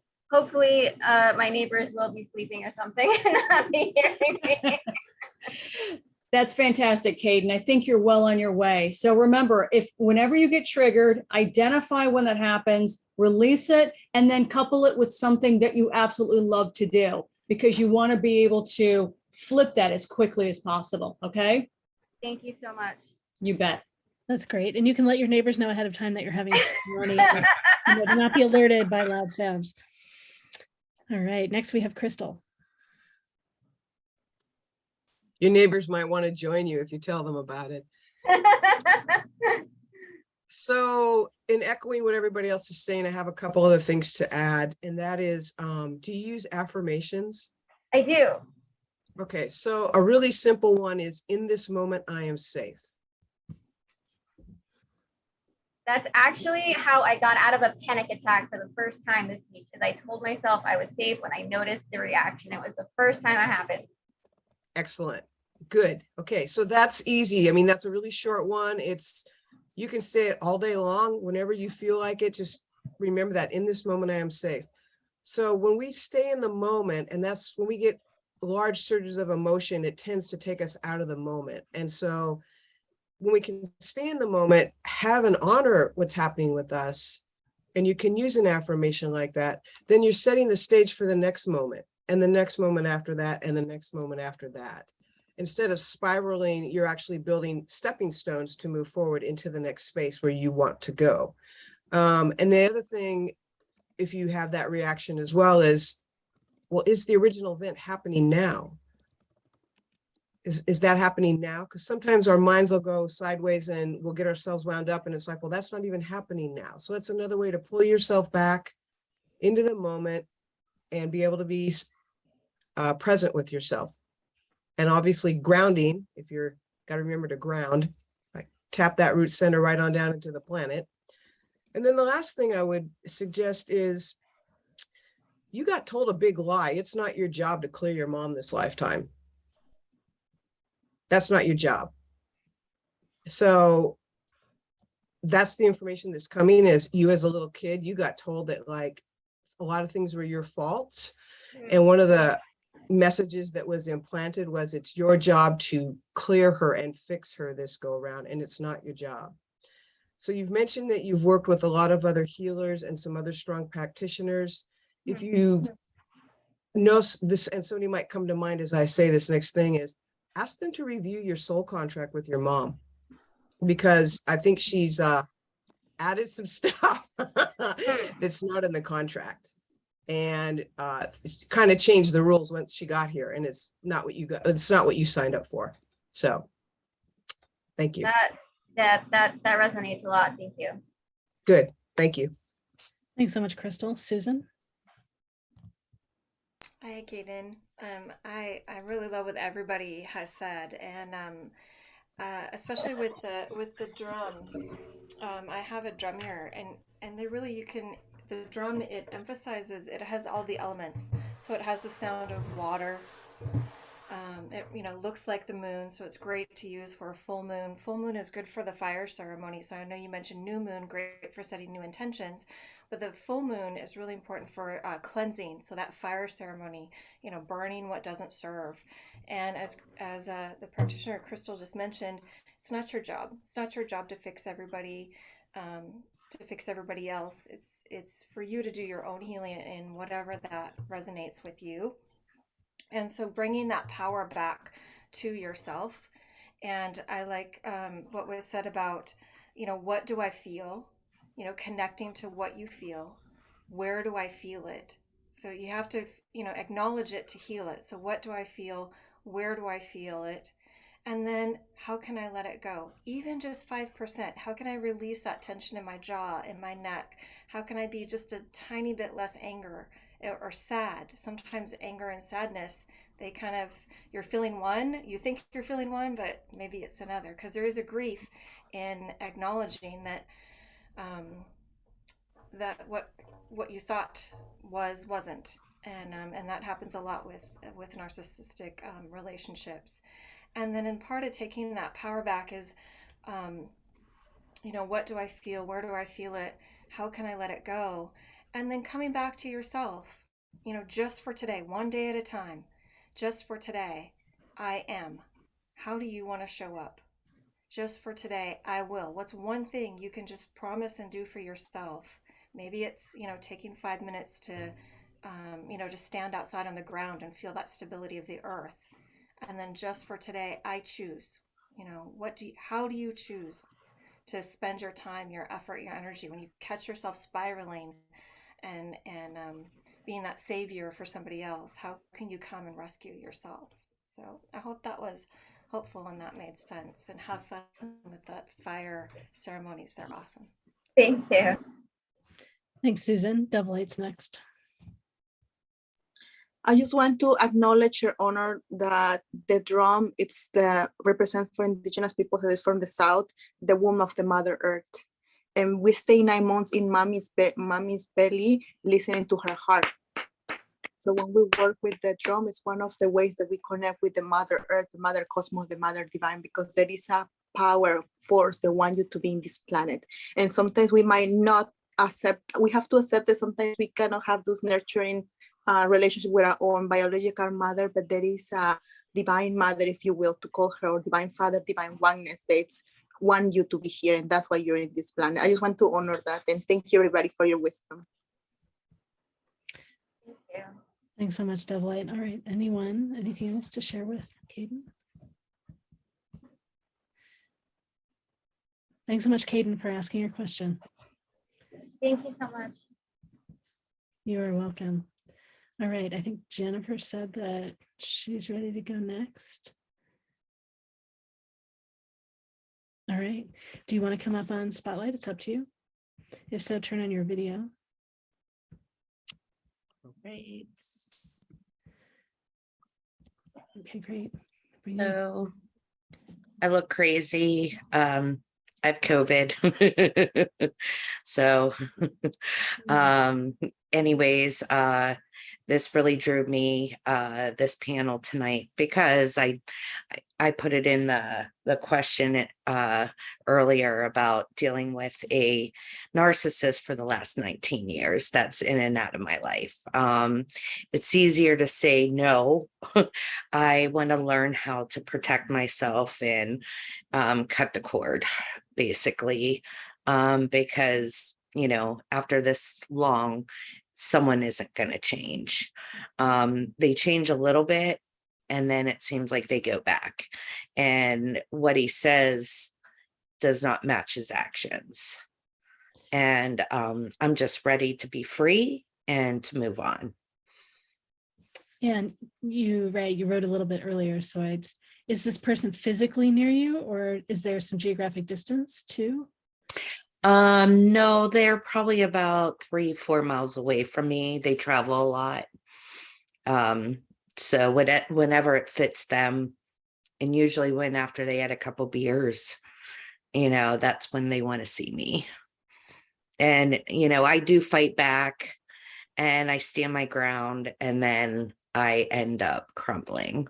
One of the times was he was like, come over, and I was like, no, no, no. And then he told me he was going to rehab. And then I'm an empath, so I ended up doing that to only find out he started drinking again afterwards. So, and I did run into him, and I told him I was disappointed. And but it doesn't seem like I just feel like we're back in that old pattern again. Yeah, thanks so much for your question. I see Olna, Angela, and Lisa are all ready. So go ahead, Olna. Yeah. Hi, Jennifer. I'm glad you're here and hope you feel better soon. Thank you. Yeah, I'm really glad for your question, because I think that it's something that many of us who have had a romantic involvement with a narcissist struggle with, this on again, off again, on again, off again. And before I share what I want to share, as far as my top tip on what to do to how to finally break free, I want to first say that I think it's really important that we acknowledge that we shouldn't be hard on ourselves for trying to break free and not having been able to break free. I think that's really important to acknowledge, because in most situations with a romantic partner who is a narcissist, it's been a predatory situation. There is manipulation. There are strategies of coercive control. There are tricks that have pulled you in and sort of manufactured an addiction or a hook to this person, right? So it's really heavy duty. And I just want to start by saying that I hope that you and anyone else who's in the situation is not hard on yourself. You give yourself grace and don't blame yourself, because it is pure hell to break free from these people that keep coming back, and they know what your deepest desire is, and they've never given you your deepest desire until they really want to get you back. And then they dangle it out there like a little carrot, and all those little broken kid parts of you, all that core wound stuff are just like, oh, if only. And then they slam you down, and then they kick you when you're down. And I just want to acknowledge that, because I think it's really important, because that is part of the process of healing. You must be gentle on yourself. Don't berate yourself. When you're ready to leave, you're gonna leave. And being here is a wonderful step forward. Okay, so that's my preamble. Now I want to tell you what I want to tell you. And I have more information about this on my website, which is in the chat for anyone who wants to get more details on this. Be brief, because you're already over 2.5 minutes. Go ahead. Oh, sorry. Yes. Document every horrible thing they've ever done to you. Write it all down. It's a come to Jesus list. You write it all down, write what they said, write how you felt, and you're going to see that pattern. You will not be able to deny it, because it's going to be right there in front of you. And that is going to help you get, in my case, it helped me get angry enough to finally just make that break. And I just wish you the best. Make a list and don't leave anything out. Thank you. Yeah, good luck to you. You can do it. Yeah, that's great. We've got Angela, and then Lisa, then Kai, then Crystal. Angela. Hi, Jennifer. I love what you brought to the table when you brought up, because this is very, very common. And actually, what blew my mind is I discovered that the average number of people taking back finally leaving their abusive partner is 7, literally 7. And I did a blog post about the 50 obstacles to leaving an abusive relationship. I had 25. But then I realized there was one other one that a lot of people don't consider, and there should be 51, and that's smear campaign. because even when you leave them, they can still smear you and try to ruin your life. I mean, we saw that with Johnny Depp and, you know, Amber Heard. Yeah. But what I really got for you is self-love. You've got to love yourself so much. And you've got to make that list like she recommended. And what I would do is I would tape it on your bathroom wall or on a mirror where you can see it every single day. It is in your damn face. And when that person tried, and when it's called hoovering, that's like a vacuum, they're trying to suck you back in. And when they try to do that, that's when your self-care, your self-love is so critical, because they know that maybe you're lonely. And you are lonely because you want someone to love you. You want someone to give you what they say. You want their words to match their actions. You need to have it match, okay? And the best way that I communicate with these people is I do the sandwich approach, where the bread is a positive. Oh, you're a beautiful cat. The meat is the issue and the bottom part is the positive. You always use I statements instead of you. If you're going to use the you make it positive, and you never say but. And so in your situation, there might come a point, and this is what I get intuitively so strong for you, no contact. You got to block them on your goddamn phone. Block them on your phone, no contact. Keep that list where you can see it, because they are going to try every damn tactic to try to suck you back in. And here's the sad part too. They may be awesome in bed, but then they leave you empty. So the sex isn't worth it either, okay? Because I've been there before. And you got to love yourself. You got to honor yourself. And then what you really should do is then make a list. Ooh, that was big. A list of what you want in a man and put that up on the other side. And so every time this, I'm going to swear, this asshole tries to get a hold of you, you're going to look at that list and you're going to be like, I deserve this. I'm going to have this. This is what I'm worth. Okay. And so you have two different lists. What do you want? What's more important to you? And just look at that every day. And when you focus on that other positive list, you might even visualize and look at it as that's what that relationship will be. He loves me. He values me. He honors me. He is good to me.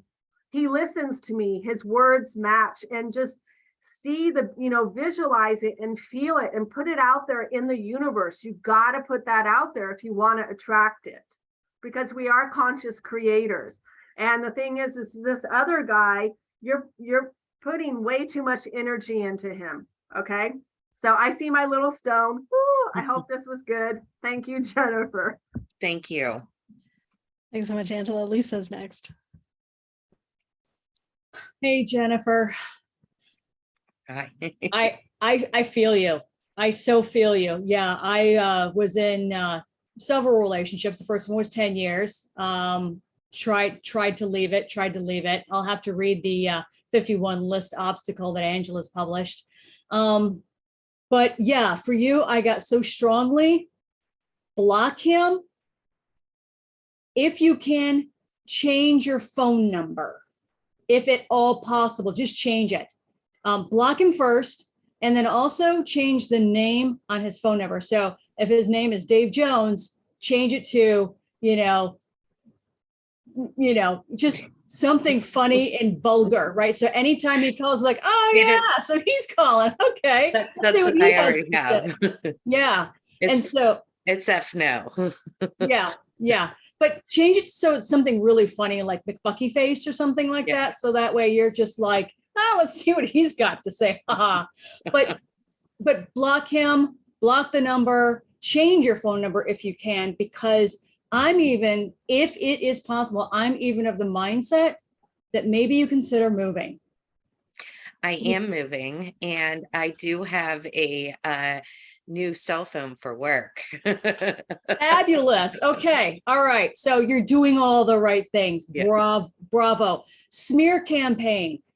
Spirit's telling me he's going to your friends. So whatever friends you have, including work colleagues and boss, let them know what's going on.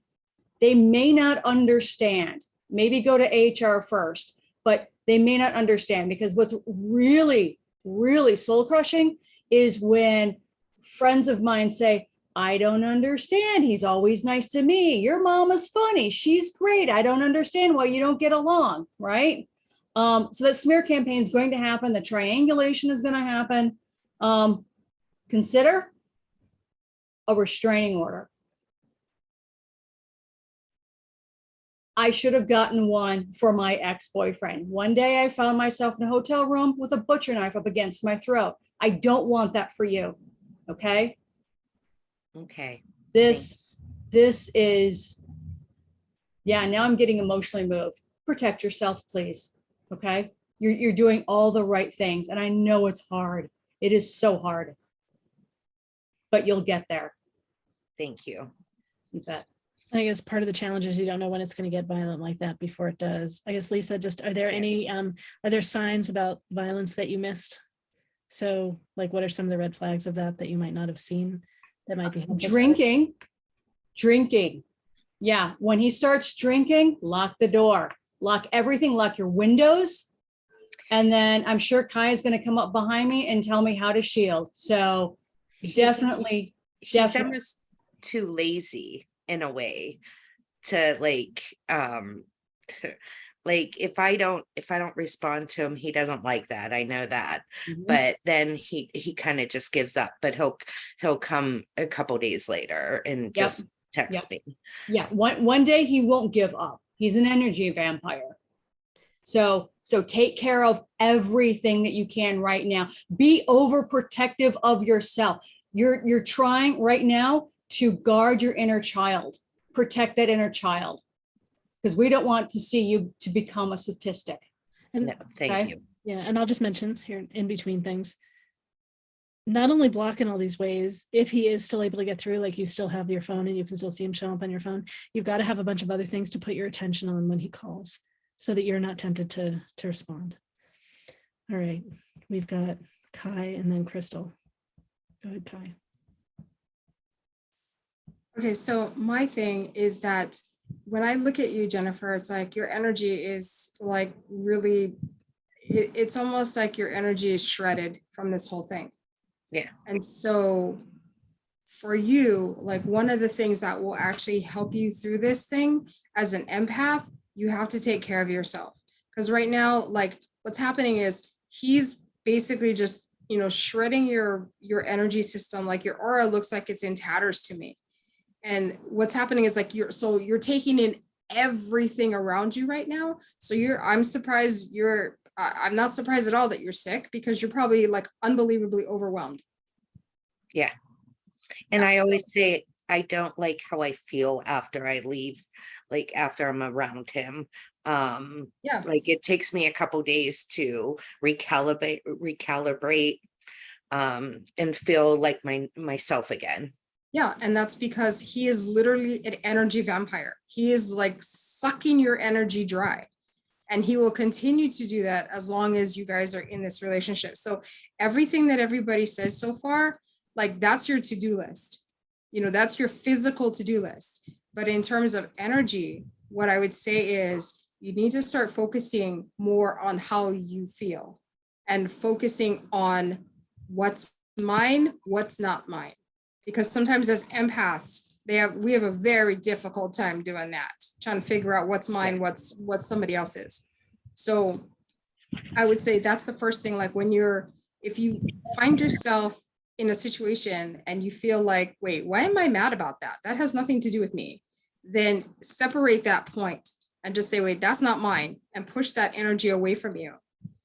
And, Lisa had mentioned about shielding. Yeah, I'm like a broken record. I wholeheartedly believe in shields for empaths, because if you don't have a shield, the whole world is shouting at you all the time. Mm-hmm. And how do I know? Because I am one. So if without my shield, I would like be nuts. So for you, I would say practice your shielding so that you can have your own energy space. Because that's what's happened is your energy space has been completely invaded and destroyed to a certain degree, which is why you find it difficult to function. So do you know how to build a shield? Yes, I do. I just haven't done it in a while. Okay, so start there. Like, and I always tell people, you know what, do that first thing in the morning while you're brushing your teeth. Put up your shield for the day. And while you have your shield on, that allows your aura to kind of fill itself out, start to feel its own energy, start to gain strength. And that will help you through your day and actually help you do all the other stuff everybody's given you to do. Because really the energy starts with you. It starts in here. So if you don't even have the energy to make a list, it's not going to help you, right? Yeah. So you have to start with you. And once you start doing that, you'll feel stronger. And yeah, when he calls, you'll be like, dude, I have no time for that. it'll be easier for you. You know, so Yes. do all this stuff, like take all the steps. Go ahead, Laureli. Someone asked, what is shielding? So could you explain that to people, please? Sure. It's like energy shielding. For most people, it's the standard white light shield, which is, I describe it as you see white light coming down from the universe and you see yourself surrounded by that white, pure, translucent energy from head to toe, all the way around, as if you're surrounded, as if you're standing inside an egg. I always tell people that, you know, you build it with the intent that it keeps bad things out, allows good things in. It's all comfortable. It has a good temperature and it makes you feel good while you're there. And, you know, and the other thing is people don't realize that you can actually make your shield thicker or thinner if you need to. So for instance, if you're walking down the street and you're feeling pretty good and then you run into him, you can make your shield like 3 feet thick. That way, energy wise, he can't touch you. That's a great idea. Thank you. So, you know, work on that. And you can actually, you can build your shield based on how you feel for the day. So for instance, if you feel like you're not good that day, just make your shield a little thicker and that will help you get through your day and do what you need to do. If you feel good, a little thinner, but make sure that you have your shield on because you need that time to build up what you need to do so that you can, you know, have the strength to do all the things you need to do. There's a lot of things you need to do to protect yourself, you know, physically, mentally, emotionally, but it all starts with your energy. So start there. And Kai has a course online for building shields. Lisa's Okay. commenting in the chat, and I put Kai's info in the chat again. All right, we've got Crystal. Hi, Jennifer. Hi. Hi. So a few things are coming up. One of the first things that came up when you first started talking is you need to get rid of everything he's ever given you, if you have anything he's ever given you, and you need to do a funeral. You need to say he's dead. Not that you're wishing him to die, but you need to literally do some kind of a ritual or a ceremony where you're getting rid of everything he's giving you. You've got that whole list of all the crap that he's done. That goes in a shoebox. You can take it out to sea. You can burn it in a fire, like a cremation of some sort, but he needs to be quote unquote dead to you. You need to just cut all that stuff. I love the fact that you're going to be able to make all these changes about your location, your phone number, all that stuff, so that, and blocking things. You could even change it to dead to me on the phone for his name if you wanted. Right? I think I will. Okay. All right. So, and then, okay, the next thing that comes is you need to do some work with your little kids inside, because there's just, you've been made hungry for love because growing up, you never got it. You always got told that you weren't worth it. Something's wrong with you. And so here he comes and he even just dangles like a little kibble out there, and we can't help it. We want to be loved. That's who we are. That's how we're wired. And so it gets you, it hooks your little kids and makes you think, oh, maybe this time, because little kids are eternally hopeful. They're always saying, maybe this time. And then, of course, it's not. And then you get pissed at yourself because you fell for it again. It's like Charlie Brown in the football. It's, you know, it's damn it. So no more. He's not going to give you what you want. That's not the way the game works. If he gave you what you want, then the jig would be up and he'd have to act normal and be responsible and accountable, et cetera, et cetera. Also, you are not the only one. He travels a lot. He's got someone like you every place else where he goes. I know he does. I know he does. Yeah. So don't fall for that. Well, you're different than all the rest of them. They don't matter. It's you. Lie, lie, lie, lie, lie. Okay. So yes, do some inner child work. If you've got somebody you've been working with, go and get her. Those little kids, you've got different ages that you need to go get and bring them into present time. So they're there with you. You're the mom, dad now. You're going to love on them and give them what they need. And then the final thing that's coming up is your lungs feel weak to me. Are you a smoker or a former smoker? I'm a smoker with COVID, so yes. Okay, gotta stop that. I do want to. Yeah. And that smoking is a way to get you from thinking about when you get agitated, I'm going to have a smoke. I'm going to go have a smoke. And it's just, that's not what you need to do. You're literally cutting off the life force energy every time you smoke. So you're hurting yourself to distract yourself, but it's still you're hurting yourself. That's the weakest part in your system. And I would really encourage you to do work on quitting smoking, because that in turn also is affecting your heart. So we want to see you thrive, girl. Thank you. Bring it. Bring it. Yeah, you're worth it. Bring it. Yeah, get mad. Get going. All right. Okay, I'll get off the bandwagon now, but please do take good care of yourself. Thank you. Right, Thank you. Jumping in between and say, you said that you want to quit smoking. Wanting is like a grasping wanting. And if you don't feel ready to say it yet, you can say, I'm walking towards quitting smoking.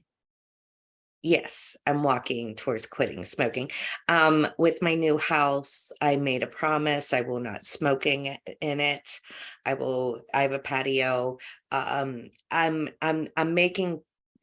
I'm not ready to quit, and I know that. But it is a goal of mine by the end of the year. Yes, to you're making do it less so. convenient, right? You're giving yourself limits and making it less convenient. And yeah. Yes. Progress. Yeah, it's great. Anyone else? Anything else for Jennifer? I know we've got 2 more questions. Thank you so much, Jennifer. Great question. Well, thank you, ladies. I appreciate this group. I just had one quick thing with regard to the smoking. One thing that can help is a breath practice. So breathing in when you want to grab a cigarette, because some of the breathing of the cigarette, you take that deep breath in and deep breath out. And that calms the nervous system. So try to do that without the cigarette. So breathing in to the count of 4, hold. I know you've got COVID, so you don't want to hold it for very long. So maybe just hold for 2 and then exhale to the count of 4 and then pause for 2. So you're bringing in this balance. Inhale for 4, slow, steady inhale, hold, exhale for 4, pause. So maybe that will help. And then remember, you don't have to participate in every conversation you're invited to. So if you see him, so what? You don't have to say hi. You don't have to answer that call or that text. But I love what everybody has said, and many blessings to you. You got this. Well, thank you. And I've never heard that before. And I really like that with the breathing, because I think part of it is the breathing of inhaling the cigarette. So thank you for that. And be careful as you're healing. Don't start a practice of breathing more deeply until your lungs have cleared out a bit. I've heard by people. I'll wait a little bit. Yes, thank you. The stuff deeper in their lungs. All right, great. Thank you, ladies. Yeah. Okay, great. You are welcome. All right, we've got, and there's someone else just jumped in to ask a question too. We might not have time for that person. I've let them know. All right, Joy or River? Yes, I'm ready. Okay, great. I'm bringing you up to the front. Joy, what is your question? Hi. Let's see. Well, this is going to sound a little bit different because it's on a metaphysical level. And I've talked to some people about this. I've worked with Kai and I know Lisa and Laureli, of course, have heard this, but the metaphysical activity in my life really spiked about 6 years ago. And it has this, well, my twin flame was involved and remotely, and a big part of it was this kind of remote, what I call metaphysical stalking, because it's on a metaphysical level, and it's like things with electronics and I mean really things happening in 3D, but they are narcissistic. And it's amazing because, you talk about the narcissist characteristics, and they and they have all the narcissist characteristics, meaning they're negative. They try to sabotage any achievements or positivity. That's a big one. Anytime there's something positive, they want to counter with something really negative. And then it's mind games and smearing and gaslighting, things like that. And so it feels like there might be a human component, but I'm not sure what it is. So my question is, and so obviously this is it's going on like 24/7. So I cannot go no contact. And this has been a big thing. And I'm I'm getting a lot of things that people have said have been really, really great so far. And I know Kai is big on shielding, and I think that's important too. But I'm wondering if there's any other suggestions for how responding in the moment to it, and then how to combat it and how to recover and flourish from it. Great questions. So I'm just going to go. First question is, do you have anything like children with this person where you have to interact with them? No. I didn't think so.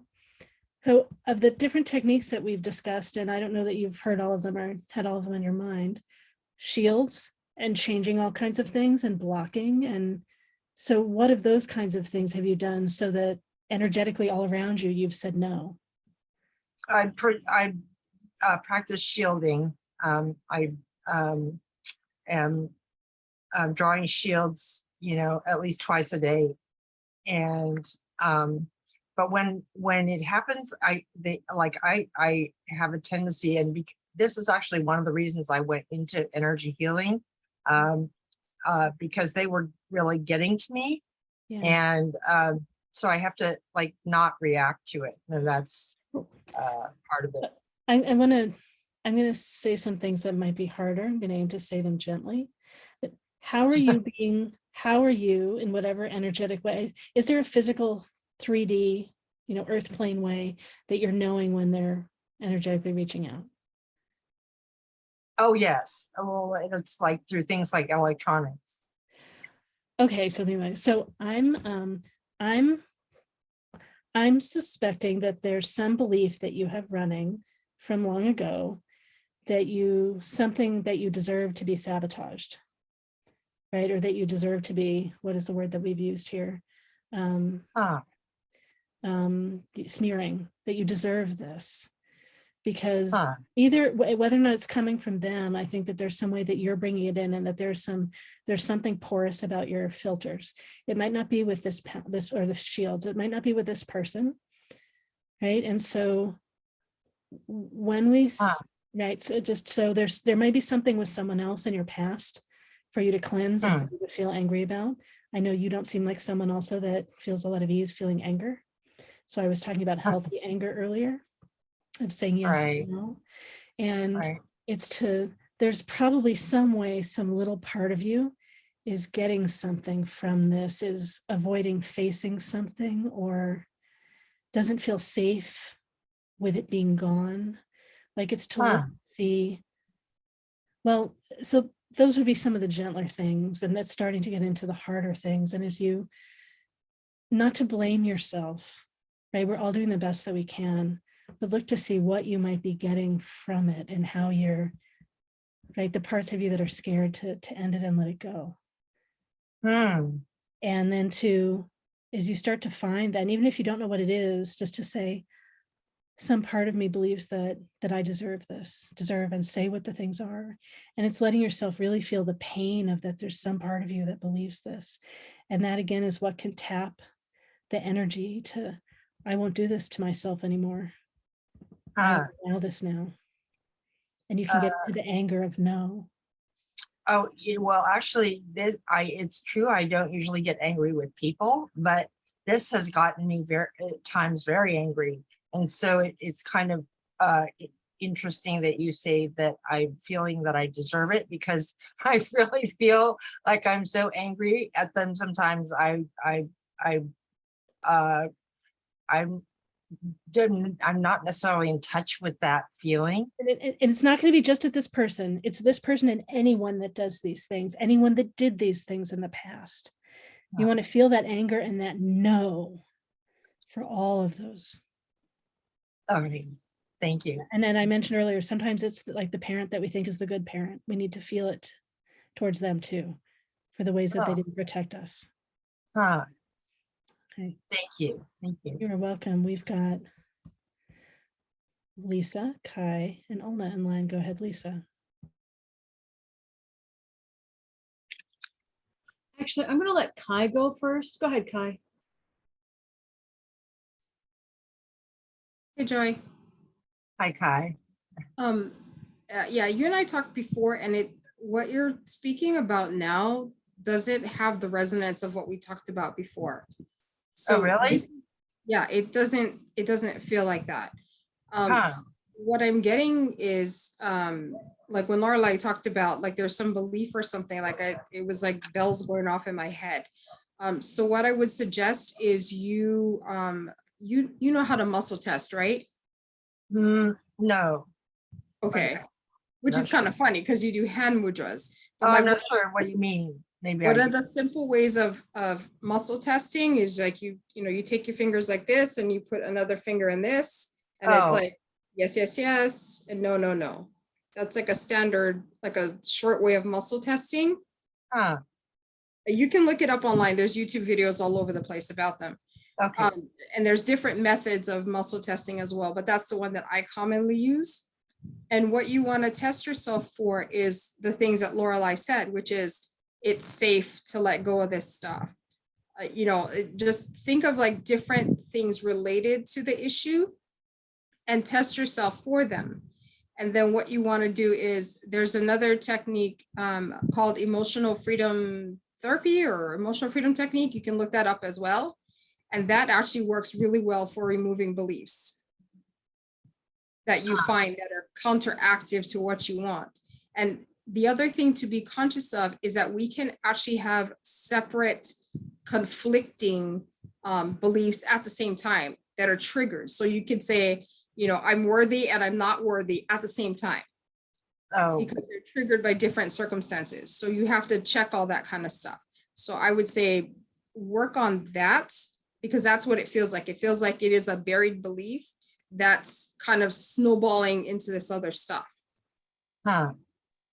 And it may be connected to the thing that we talked about previously, but it doesn't have the same resonance. So one may be exacerbated by the other, but they're not necessarily directly related.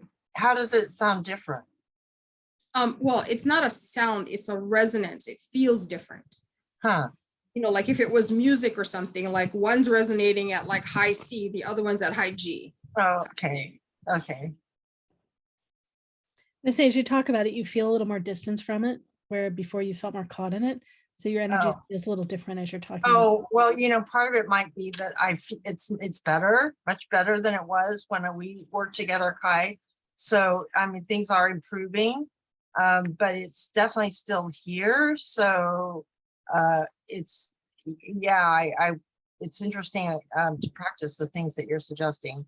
Right. And then before we had talked about that, and Henry had done this as, reiterated this as well, that, part of the reason why you're still having a thing is because there's a part of you that doesn't want to let go of it. And so I guess that's probably related to the belief thing. So once you get your beliefs in order, then it might be easier for you to let go of it. So it's like the chain reaction kind of thing is what I think is happening. Okay. Okay. Thank you. Kai. Thanks, Kai. We've got Lisa, Olna, Crystal, and Angela. Hey, Joy. How are you tonight? Hey, Lisa. How are you doing? Good. Thank you. Good to see you. So yeah, I just want to echo what Laureli and Kai were saying. And it's like, am I really getting this intuitive hit? There are some folks out there, I was reading an article a couple of weeks ago, who enjoy stress. And I'm not saying you're one of those people, but some people can't live without stress. Some people just can't live in peace. And so they look for things or they manufacture things. Again, I'm not saying this is you. But I learned also the other day a different take on what the word poltergeist means. And poltergeist, from what I heard, is that it's a fracture of the self. And so there's a story about a mom who was praying by her teenage daughter's bed because she was praying to God saying, please, let's just, fix this relationship. She was so angry that the picture that was hanging on the daughter's bed flew off and hit her in the back of the head. Oh, wow. And so we know that kids growing up as teenagers have a lot of wonderful energy. And sometimes that happens. People find themselves breaking things from across the room going, I didn't realize I did that. And so what I'm being told is to be mindful about what you're thinking and that cognitive dissonance that might be happening. So identify when it happens and catalog it, and then try to kind of figure out what emotion you're feeling. What were you thinking at that very moment? And I know you're going to have like 10,000 thoughts within the next 5 seconds. But see if you can start cataloging when that stuff happens. Okay. Does that make sense? Yes, that's interesting. Now that you mentioned, yes, I heard about that. Things being manifestations of someone's energy. Yeah. So thank you, Lisa. That's very helpful. You bet. Olna's next. Hi, Joy. I have 3 pieces of guidance that came in for you. Number 1, you are encouraged to experiment with roses in terms of energetic protection. You don't need to use a physical rose. You could, a rose essential oil, but just visualizing roses. Roses are the highest vibration of plants. Oh, see, Lorelai's got a rose water there. Yeah, maybe you can get some rose water. That's easy. One way that I do it is I look at the room that I'm in and I just visualize that every surface of the room, like every ceiling, every wall, the floor, are all covered in roses, just completely solidly covered in roses, like a parade float. And then just allow that protection to happen. And then I let those roses sort of disintegrate and then just sort of run down the drain, out of the room in my visualization, which is kind of similar to someone was saying before. So working with the vibration of rose or adding that to whatever you find is effective for you in terms of your protection strategies, I think would be interesting for you to play with. Number 2 that's given for you is to consider doing a cleanse or detox. This is a nutrition thing. So if that's something that sounds appealing to you, if that resonates with you, I would encourage you to follow that guidance that's given, because I feel that that's something that will be supportive for you. Okay. Third, I think it would be really helpful for you to, and this is part me and part spirit talking on the third one, but I think it'd be really helpful for you to start looking at ways that you can visualize yourself in the future without this problem. Oh, that's a good idea. Yeah, like putting that energy out there. Like we talked before about the narcissist, like naughty list, and then like what we want, from a new partner is like getting clear on like how it might actually feel to step into your life without this, energy stalking you. And maybe that takes a form of an affirmation. It depends if you're like visualization, you can do that, but maybe it's an affirmation. It's a well-written affirmation, something along the lines of, I'm so grateful that I am free of this energy now. Yeah, that's really a good point, because it's been going on so long that I don't have that in mind. What life is like without it. Oh, and I just wanted to say it's amazing about the roses, because that's actually been a reoccurring theme with things. Well, you know what that means, right? When it pops up a few times, the universe is trying to tell you something. Thank you. Thank you, Olna. You're welcome. Thanks, Olna. Crystal's next.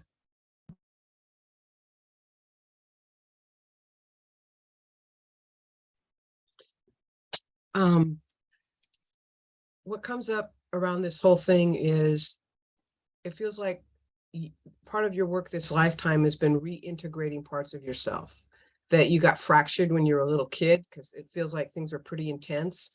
And so parts of you kind of like, if there was a big house, parts hid everywhere so they couldn't get found and couldn't get hurt.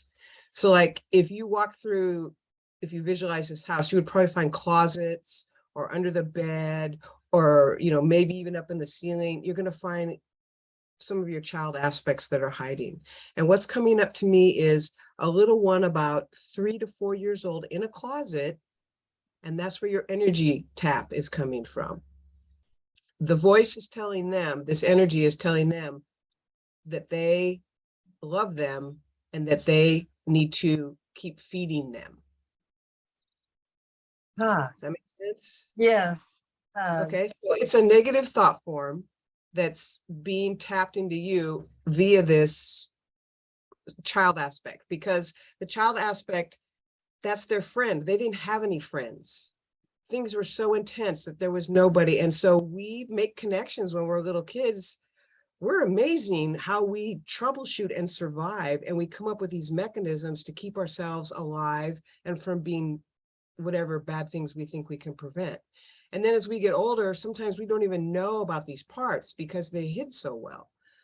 So this little one is hiding, has like, it kind of reminds me of Poltergeist when the little girl looks at the TV and says, "They're here." Exactly.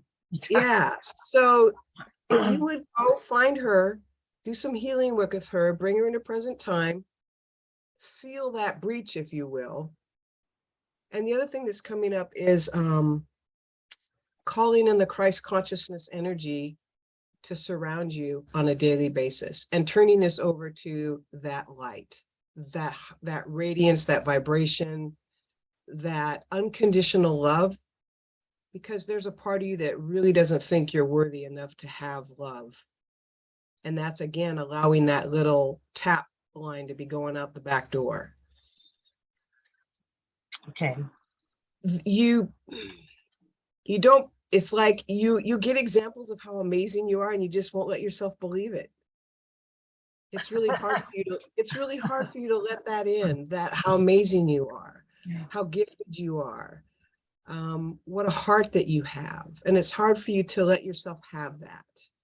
So I just would encourage you, as you're going on this healing path and doing this work, these are some suggestions that not only will it stop that, but also you'll get that healing and that peace that you haven't had, that you want. Oh, great. Thank you very much, Crystal. That's very. You're welcome. Yeah. Thanks, Crystal. Angela's next, and then Dove Light. I'm gonna try to make this quick because I know we have time on our side. When Laureli was first talking, what I really got what she was talking about is there's a belief. And when we have a belief, our mind seeks validation. And the universe will give us validation that that belief is true if you keep focusing on that belief. Because think of a radio signal. That's what you're sending out. You're sending out. And so the universe sends you back what you're sending out. Okay. So you do need to work on that belief. And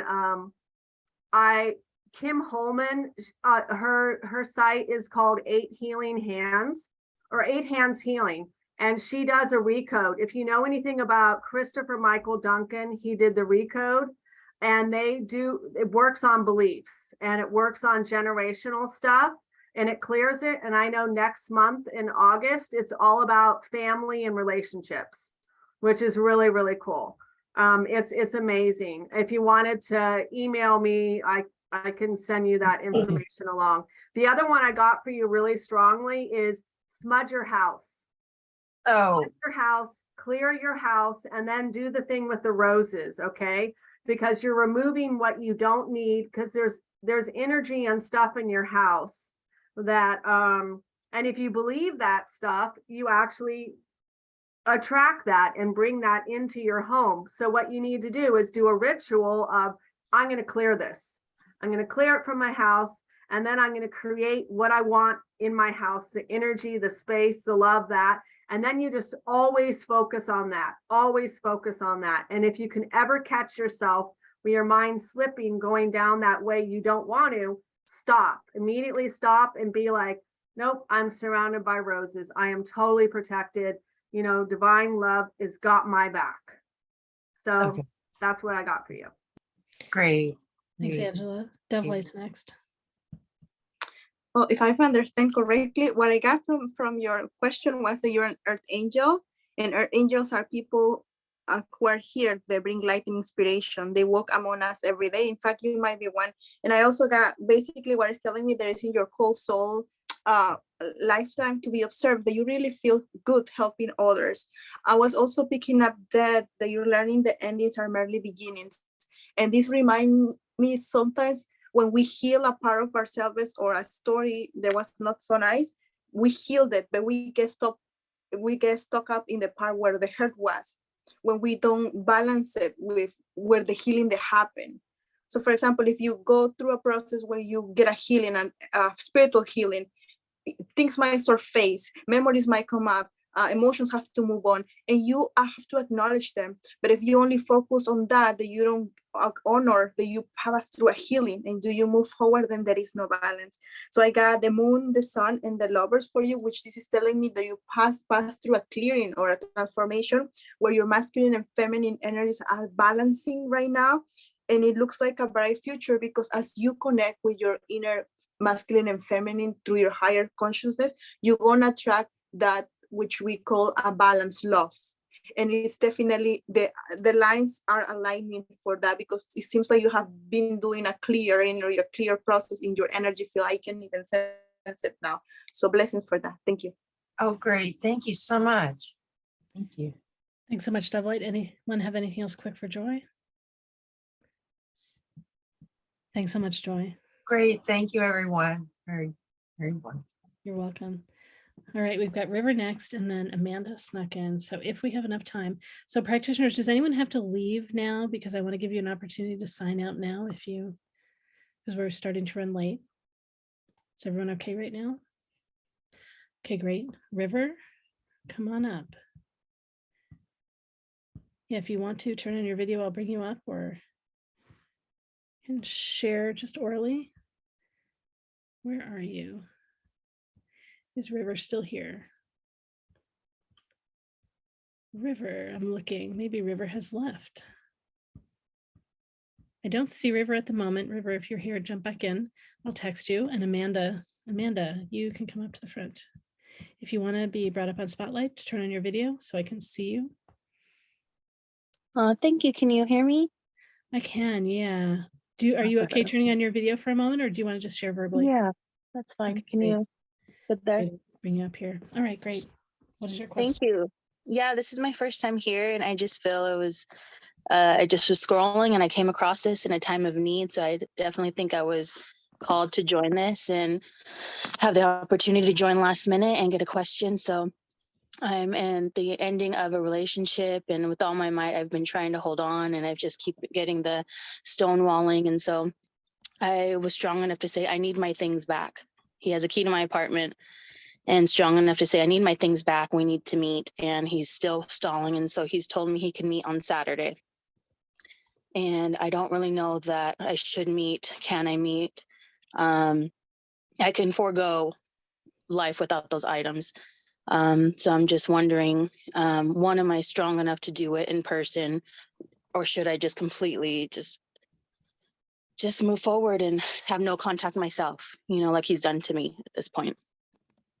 And you're suspecting that this person is on the narcissistic continuum? Is that part of what Yes. Or you suspect, or you? I feel I've gone through it. Everything described is just 100%. Yeah. Okay, great. Lisa, no, let's see. Oh, people are ready. We've got Crystal, and then Olna, and then Lisa, and then Angela. Go ahead, Crystal. Hi, Amanda. Hi. Hi. Get your lock changed. He's not going to give you back the key. It's too much power. He's not going to give you back any power. He's going to keep the key. I would not see him on Saturday. You say you can forego your things. Instead, I would do a ritual for yourself on Saturday or sooner where you allow yourself to grieve this whole situation, that all the hopes that you had, the expectations that you had, the stuff that looked like it was going to become something that didn't become anything, have a ritual and then forgive yourself and have compassion for yourself. A lot of times we feel tricked and we get mad at ourselves that we fell for it. Like I used the analogy earlier about Charlie Brown always thinking he's going to kick that football.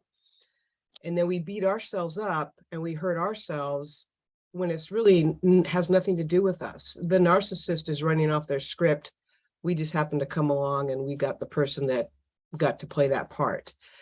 And then I also would encourage you to, when you're ready, to start making a list of the relationships you've been in and what were the common themes that were in those relationships.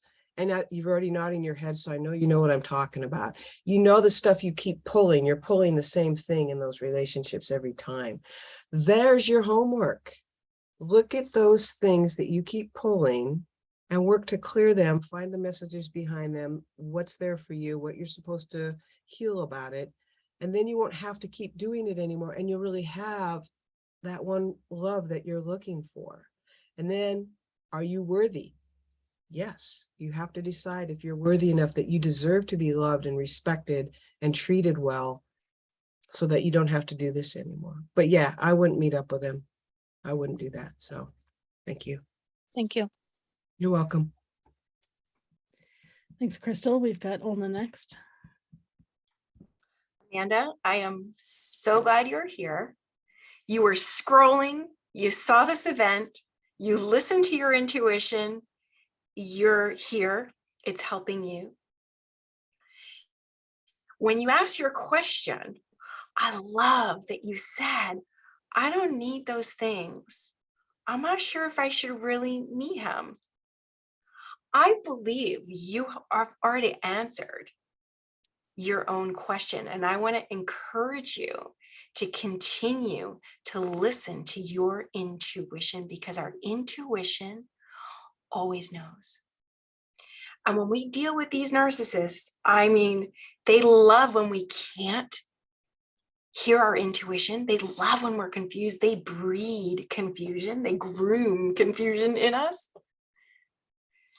The way that you know what's right for you is to listen to your intuitions. I love that that's how you started your question. I'm going to echo exactly what Crystal said, and probably I would imagine everyone else here. I would not get my things from this person. I'll tell you what my experience has been with things that I actually really wanted back. They were like heirloom, kind of like valuable, sentimental things. A narcissist will never give you what you want. When they know what you want, that's what they keep locked up. That's right. Because that's power that they can hold over you. And you already said you don't need that stuff. I would just let it go. I would encourage you to continue to listen to your intuition. I would encourage you to start working with the mantra, I choose me, right?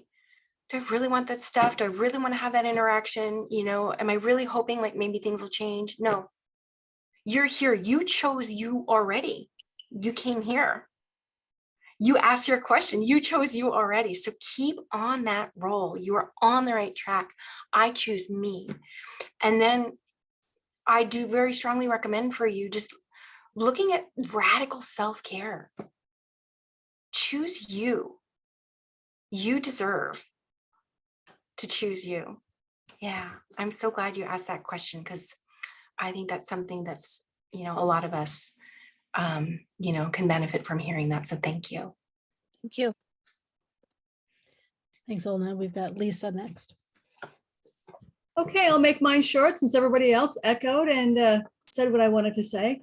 But Amanda, you're doing such a great job for yourself. So, you know, be proud of that. Be proud that you arrived at that moment where you said, I don't need that stuff. I was in the exact same position as you, and it is about power. It's like, oh, she wants this, I'll hold on to this. So yeah, you know, ex-boyfriend held on to a couple of pieces that meant a lot to me. And I said to him, I'm not meeting you.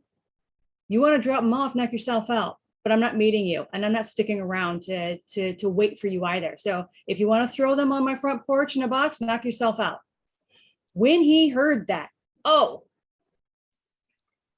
that's not what they want to hear. They want to know that you really want it back. Please, please bring these things back to me. And you probably do, Amanda, but you can't let them know that. And so, unfortunately, you're going to have to be good with the idea that you'll never get them back. In the end, they're just material items anyway, but if there's an heirloom in there, I'm sorry. I'm really sorry. You may end up getting it back, but then you may not. You know, it's a crapshoot. But yeah, it is all about the power. And so, yeah, change your locks. And then also talk to your friends and colleagues to make sure the smear campaign isn't reaching them. Because what happened in my case is that he would go to my friends and plead with them for me to get back with him. And that's vicious and nasty and insidious. So take care of you first. So good job. Thank you. Thanks, Lisa. We've got Angela next. I'll be brief because I love what everyone said. When it comes to changing your locks, I would change it before you respond to them. So you want to change it before you text or say, hey, I don't need my stuff back, because you're covering your bases. Okay, you're protecting yourself. And also include some of your family member, because a family member could be friends with that person. And you want to warn your family and your friends, because they will try to suck them in and they're going to play the victim and you're the bad guy. And or they might offer your stuff to a family member or to one of your friends and tell them, hey, if they offer my stuff to you, say, no, I don't need it. Because that gives them that opportunity to try to suck your friend in and do that triangulation, you know, like where they're the victim, you're the abuser, you need to save me. Okay. And so I would really do that. And then, yes, the self-care part is key. And even if you're feeling lonely or sad, love yourself even more. Create a ritual of self-care and guard it like it is your protector. And, you know, just really do that, because I made self-care my best friend. I guard it like you would not believe. And all my friends know that, hey, self-care comes first. Okay, so thank you. That was an awesome question. Thank you. Thanks, Angela. We've got Dove Light and then Kai. Oh, what I got some cards for you, and I got the 5, 6, 7, 8, the 8 of Cups, which is the classical little guy who's very sad, but he's leaving things behind. He's leaving the cup behind him. So this is a confirmation of you for the cards to just leave those things behind. I got also consult an expert. Consult a legal or medical expert. Professional advice is needed. If there is something still legal with this person, please consult through a legal expert. I got a heavy feeling when they show me you doing it on your own. So even if there are things that you need to deal with this person legally or another way, always be with somebody, with a family member, like these beautiful people told you, explain the situation, somebody you can trust, but don't try, for some reason they're telling me to advise you to don't go by yourself. Please be with somebody if there is inevitable that you're gonna pass this person. I have empathy. I am open. Yeah, my heart is giving me cheers, telling me yes, please. Empathy. I am open to seeing both sides of the situation on your side, but please do not expect specifically for this energy of this person to see the same things as an empathic way as you will see it, even if you can feel that, because I feel like you have a great heart. But remember, no, we all don't process or understand feelings, emotions, situations the same way. So that's what I'm getting. I'm getting the 6 of Wands, which is victory, moving forward. The 8 of Cups, leaving the things behind, and the Sun. There is such a bright future for you, because at this moment in your life, like we all agree, you're saying yes to yourself, yes to your path, yes to your life. And that's a feeling, a lesson, a love that nobody else is gonna give you but you when you choose yourself. So thank you. Thanks, Dovelight. Kai is next. Okay, so what I'm getting for you, Amanda, is like, I just feel like you are like really pissed about this whole thing. Like I'm getting like, you are like so angry. You're like, God bless it. Like, what the hell? Why is he doing, that's what I feel like. I feel like this overwhelming anger, and that, that part of you wants to show up on Saturday just so that you can give him a piece of your mind kind of thing. And what I would say to that is don't bother, because he doesn't care. It's not going to matter what you say. Even if you like completely lose your shit, he's not going to care. So really at this point, like whatever he has of yours, if it's, some kind of heirloom thing, I would say, like when you lose something that's important to you, you just like thank the universe for it coming to you, for it being in your life for however long you had it, and let it go. Just say, now it belongs to someone else. Someone else needs it more than I do. And I'm okay with that. And all the other practical advice, yeah, do all that. Don't hesitate. Do not hesitate on any of that stuff, because your physical protection is the most important thing. And then you can work on, some other stuff that you need to. All the emotional stuff that comes after can come after, but your physical needs must be first. So, if you need to, change your locks, talk to your friends, make sure that, if you happen to see him on the street, you can just keep walking. You don't have to talk to him. You don't have to acknowledge him. He is persona non grata. Like he's nobody to you. Basically that's what you need to say. Like if he says hi to you, you just can say, you know what? I don't know you anymore. Or you don't even have to acknowledge him. Just make like he's not there. You really want to piss him off? Ignore him. That's the thing that will piss a narcissist off faster than anything else you can do, is make like they don't even exist. So at this point, your job is to take care of yourself, take care of your stuff, and, just make it so that he's no longer important. Like he is like non-existent.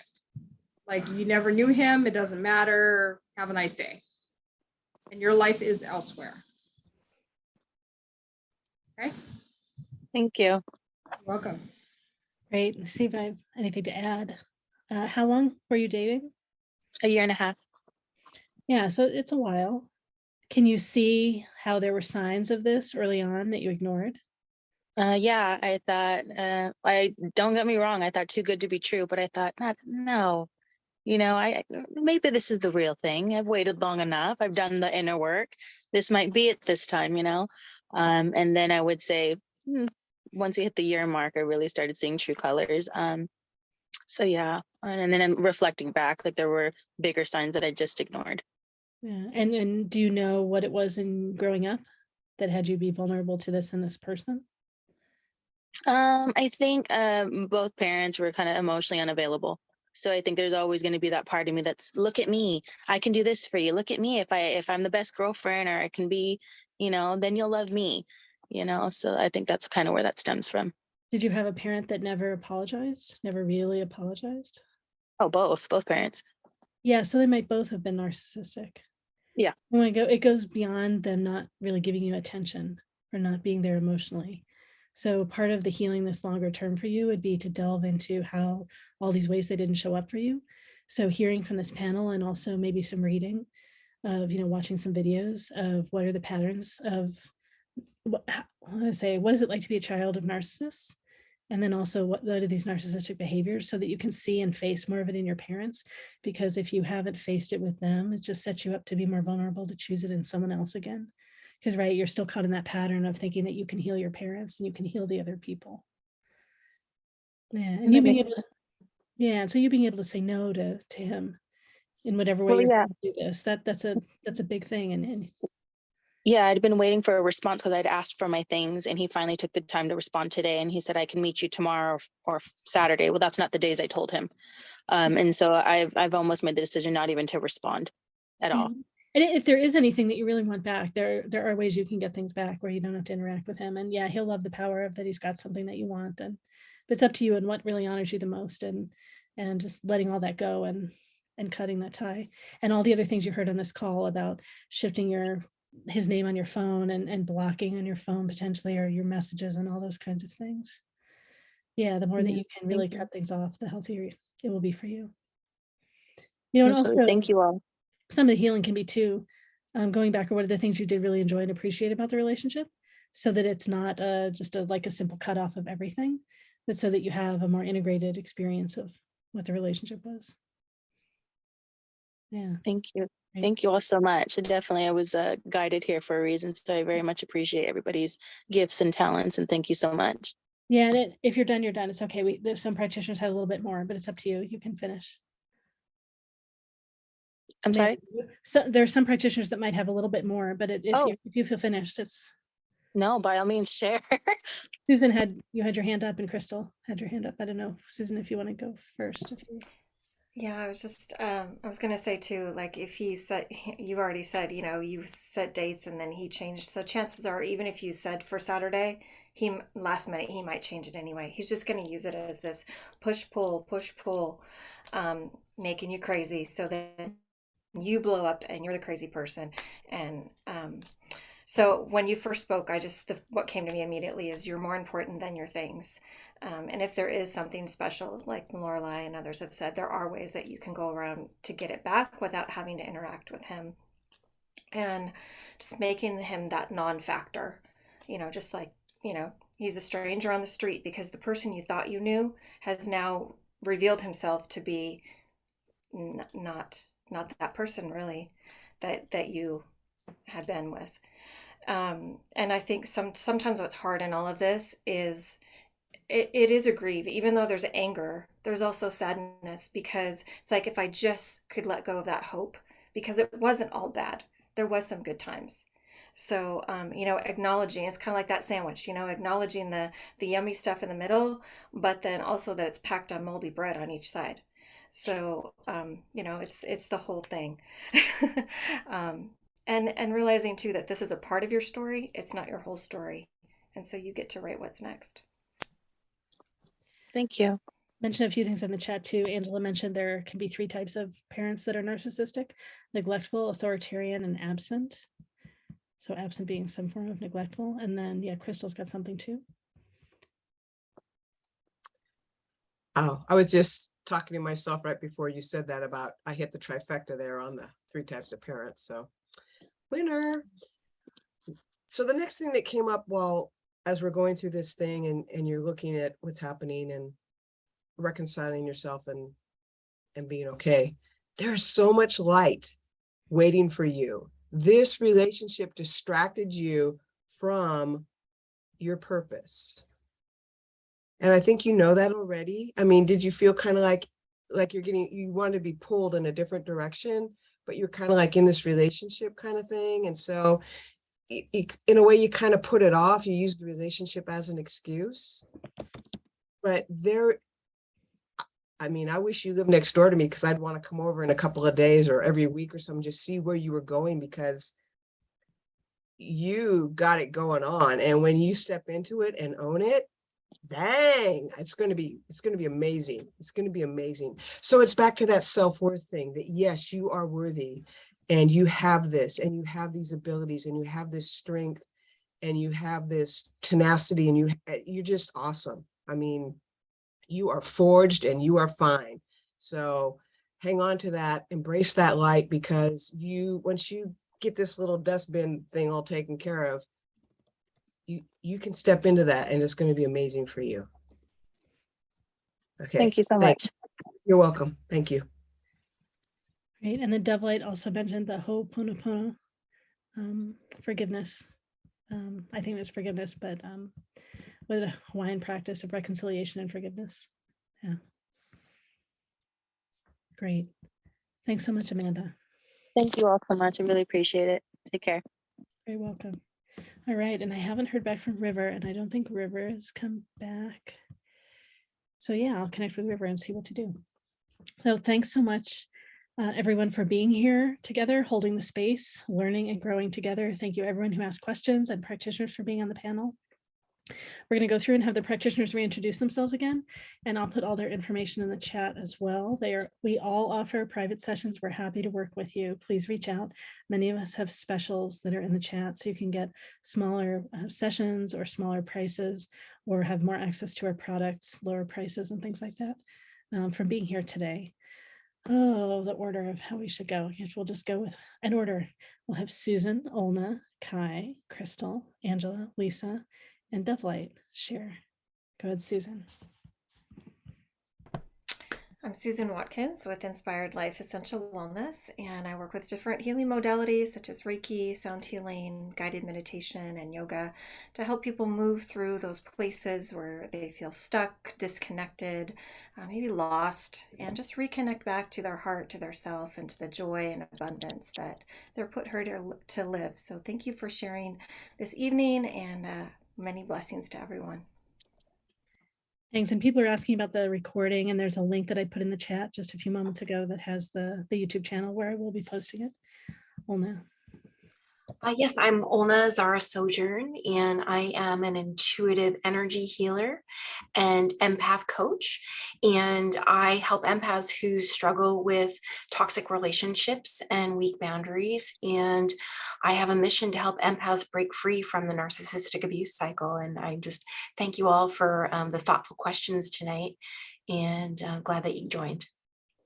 And if I didn't check, Susan, if you didn't say this too, please say where people can connect with you on the web, so when they watch the video, they can find you. So Susan and Olna, yeah, if you didn't say. Yeah. Oh, sorry, Susan, did you want to go ahead? Nope, go right ahead. Okay, yeah, people can find me. Instagram is the best place, empoweredempath.us. And there are links from there. They can also find me on my website, healingcollective.us. So Instagram or website. And then Susan, yeah, if you didn't. Yeah, the Instagram is a great place to find me too. I'm at inspiredlife.essentialwellness. And then you can also reach my website at heal.me/inspiredlife. Great, Kai's next. Hi there, I'm Kai Bertrand. I'm a Hawaiian Kahuna, which is a Hawaiian version of a shaman. My expertise is energy. I'm an energy healer. I am good at removing negative energy from people, places, and things. I'm an author, a speaker, a mentor. Sometimes I like to think of myself as a comedian. It doesn't always work, but I try. You can actually reach me. The fastest way to reach me is by email, which is wakai66@hotmail.com. And you can take a look at my little mini website that's posted in the chat. And yeah, if you have any further questions about anything, send me an email. Let's see what we can find out. Great, thanks so much, Kai. We've got Crystal next. Hi, I'm Crystal Novak. I'm a psychic intuitive reader. You can find me at my website at openheartpathllc.com, or you can email me at openheartpathllc@gmail.com. If you do go to my website, you'll notice I have a sliding scale. So if you're interested in getting a reading, you can just go to my site and check that out and see if that would work for you. And I really enjoyed being on the panel today, and being able to respond and be able to hopefully help and give some insights to help people move forward. Thank you. Thanks, Crystal. Angela's next. Hi, I'm Angela Myer, and I am a clinical certified hypnotherapist. Been doing that for over 20 years. I am a wellness coach. I work with people all over the globe. And I also am trained in NLP, that's neuro-linguistic programming. And the best way to get a hold of me is email at angela@undetectednarcissist.com. I'm on Instagram, Facebook, and Twitter. The best way to find that is Angela Myer UN. And I got a podcast. I'm on several different platforms, even mental health, radio, news network. I'm on Amazon, Audible, pretty much you name it. I'm an author. My book, The Undetected Narcissist, is on Amazon, ebook. And I'm working on the audio for that, which will be really interesting to work on that. And I'm just here to help people live a better life and to be happy and to really discover your authentic self, because that's the real purpose of, why we're all here. So thank you for having me here today. Great. Lisa. Good evening, everyone. I am Lisa Stewart of Sigil Magic Goddess. I am a creative mixed medium as well as an intuitive business coach. As I mentioned earlier in the chat, Kai and I are co-creating a workshop to help narcissistic survivors create shields. This will also include sigil creating. It's perfect for protecting yourself from and eliminating toxicity in your life. It's my mission to show others how to find the courage to co-create and heal so they can reconnect with their personal magic. And I encourage you to join my meetup group, Mystic Makers Portal, on Meetup. Again, I'm Lisa Stewart with Sigil Magic Goddess. Thanks so much. Thanks, Lisa. And Dovelight is next. Is Dovelight still here? Yes. Good evening, everybody. My name is Dovelight. I'm a regular person. Sometimes I cry, sometimes I laugh, sometimes I don't know things about anything, and sometimes I just got things that I know. I'm very grateful and I'm blessful to honor and to be here. And I pray and I know that this video, this information, this knowledge will reach whoever needed the most under divine guidance, under divine protection, and for the highest good of all. I'm very grateful. You can find me at la.dovelight.com. I do shamanic practices, energy healings, sound channeling. I do hypnotherapy. I do a bunch of other things. You can find me there. ladovelight.com. Good night, everybody. Thank you so much, Dovelight. I just put your information in the chat again. I think there was a typo in your website, so that's correct now. And I'm Laureli Shimayo. I'm an intuitive eye reader, body psychology coach. Read your eyes, read your body, read your soul, and answer questions about how to make progress on your path, how to live your purpose, how to make choices that really support you being on your path and living your purpose. You can find out more about me at laurelishimayo.com, LAURELISHIMAYO.com. And I founded and run all the MeWe Fairs events, MEWEFAIRS.com. And we all run them as a community. Thank you everyone for being on the panel. Our upcoming events online include an anything and everything training panel on Monday. So it's half price to ask a question, and we have practitioners that are in training, supported by one of us, a couple of us, ask questions. They're either practicing new modalities, new to practicing, new to being on stage in public, answering questions in a group format like this. So we take questions on anything and everything. That's this Monday. And then Thursday, July 28th, we have a Metaphysics and Intuition Learning Circle, where 4 of us are going to be offering exercises for you to practice opening your intuition. So you get different kinds of exercises from different practitioners. Saturday, July 30, we have a panel on medical intuition. Same format as this, free to be here, small price to ask a question. And then we have on Wednesday, August 10, a Metaphysics and Intuition Practice Circle, where if you are practicing, you want more practice, come practice with peers. It's okay to come if you simply know that you're intuitive and you don't know how you're practicing and you want to just experiment and discover. Come, you'll get support and feedback from usually 3 of us that are practitioners. And we also, so those are different upcoming events. You can see more of our upcoming online events at joinmeweonline.com. And we have upcoming events in Washington and Oregon as well, the end of August in Washington, and in September in Oregon and Portland and Eugene. Thanks so much everyone for being here. We have space for new practitioners too. I know someone reached out to me earlier in the panel. So if you're practicing, we have space in our community. We want to keep growing and supporting each other, growing each other, and reaching more people and supporting more people. Thanks everyone for being here tonight.